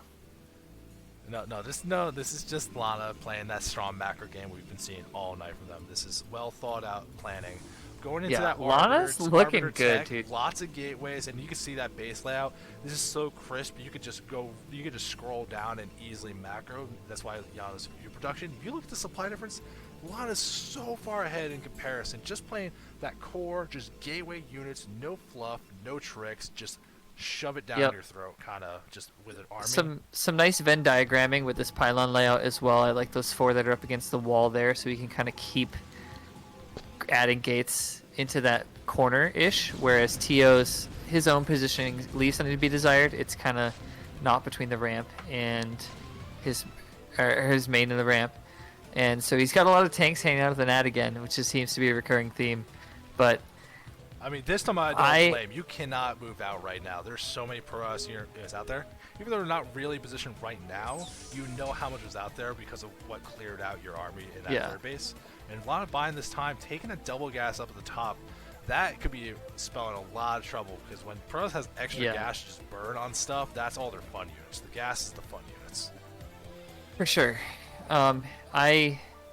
I think with an optimized 2 base and adding facts at the right times, you would have a influx. Should have been kind of coming through here, but that 3rd CC attempt and then thwarted has left TO a little bit kind of uncertain. It looks like Another FAQ is coming, and I don't know what the strategy is going to be to secure his own third, but it feels a little bit like the clock is ticking, and Tio feeling like, yeah, I don't want to get stuck in here again, but I doesn't know where to head out, and Lana is set up. Well, I can look at this concave. We can spin this. We're gonna spin this where it doesn't look as Yeah. bad for Tio. Because I mean, you look at the map and everything, it seems grim, but the worker advantage for Lana, this army advantage is not as big as it seems. And Tio is Sure. at 2-1 with +3 on the way. If you give Tio too much time to get this big army, like Lana is maxed. Like there's no more army to add. This army does not get stronger anymore. Yeah, 82 probes is actually a little bit too much. Just by a bit, I think. Well, some crazy. And unlike some of the 4-player maps, you might see something like Polypoid or Circuit Breaker. You don't have a second main to add on more gateways, so it's not like you can have this ridiculous like remaxing strategy, because there's just not the space to build that stuff. But meanwhile, we're just seeing Arbiter that's around gathering energy, and here comes a little storm drop. See if it can just kill some more of these SCVs and build that work. Yeah. The Terran now saying, okay, definitely need to kind of make issue of it. And this concave, the concavity for Lana that was here is not, opting not to 1A2, here's the 1A, 2A, 3A, 4A. There it is. And now forcing his will into the Protoss Nat, the Terran Nat. He needs to siege up. I'd like to see Vultures a little bit more out, but there's some pathing and some kind of scrunching and squishing issues where Protoss is just stomping him out right now, man. And is there going to be a stasis here for good measure? I'd love to see stasis from that ARB. The stasis on the high ground tanks would have been so good to slow us down. But you can see what I'm talking about, that it was a rough situation. The goo. But Tio's army's still strong enough to do this. Dragoons just have a point where it's just not enough muscle to force your way through a lot of siege tanks with the proper upgrades. Wow. So surprisingly, Tio does manage to hold this, but the situation's not great. That storm drop in the main did so much damage, the worker count plummeting, and you can look at what Tio has to work with. There's just not a lot of money left in the bank, and now they have to start from scratch while Lana has a giant bank to work with. Yeah. Oh, and a recall just hit. So that Arbiter kind of had a free backdoor into the main here, and that's really going to be a frustrating thing. Even if it's like 8 units, it still sucks to have to clean it up. We saw a lot of blue goo at the top, or at the nat, but I can feel this for TO now as well, where just things fall apart, right? Okay. GG. He taps out. Valiant effort from Tio, but Lana just on point all these games, looked incredibly strong for that group. I'm very shocked at how well they played for someone. Yeah. I think they're new to CPL this season. I don't remember their name. Like I said, I've seen them in RSL. I've seen them in that Rookie Star League, which if you're a new player, that's a great resource as well. A little community of people at the lower end of MMR. They run little tournaments from now and then, but you can just find people to play with. Least runs that. It's a great resource as well. So if you are a lower level player and looking for more people to play with, that's another avenue you should definitely explore. But yeah, for sure. But that'll do it for tonight. As I keep plugging it, because it's going to be great. We got another match tomorrow. Match of the week, higher tier games. So it's going to be exciting. Me and Cold Warpgates and TY2 all-star lineup that you can't miss. You got to be there tomorrow, 7 p.m. EST. I want to thank Chess Z for coming on, helping me. I want to thank you, man. I really appreciate it, and it was good times. I really also want to take the opportunity to just give a thanks and shout outs to CPL leadership, admin, and volunteers behind the scenes, including Snipe and yourself and Neblime. And yeah, I'm really excited for this season. Can you believe it? I made a whole cast without going on some kind of free random soapbox. But yeah. No, honestly, I'm surprised you didn't go into a Samyang Fire soapbox. So honestly, it's so responsible of you. You're stepping Dude, up. I won't forget the playoffs last season, man. I wake up in the middle of the night and think about my TVT. No, I'm just kidding. I'm really excited for the CPL season. It was a pleasure. Some good games tonight, and that's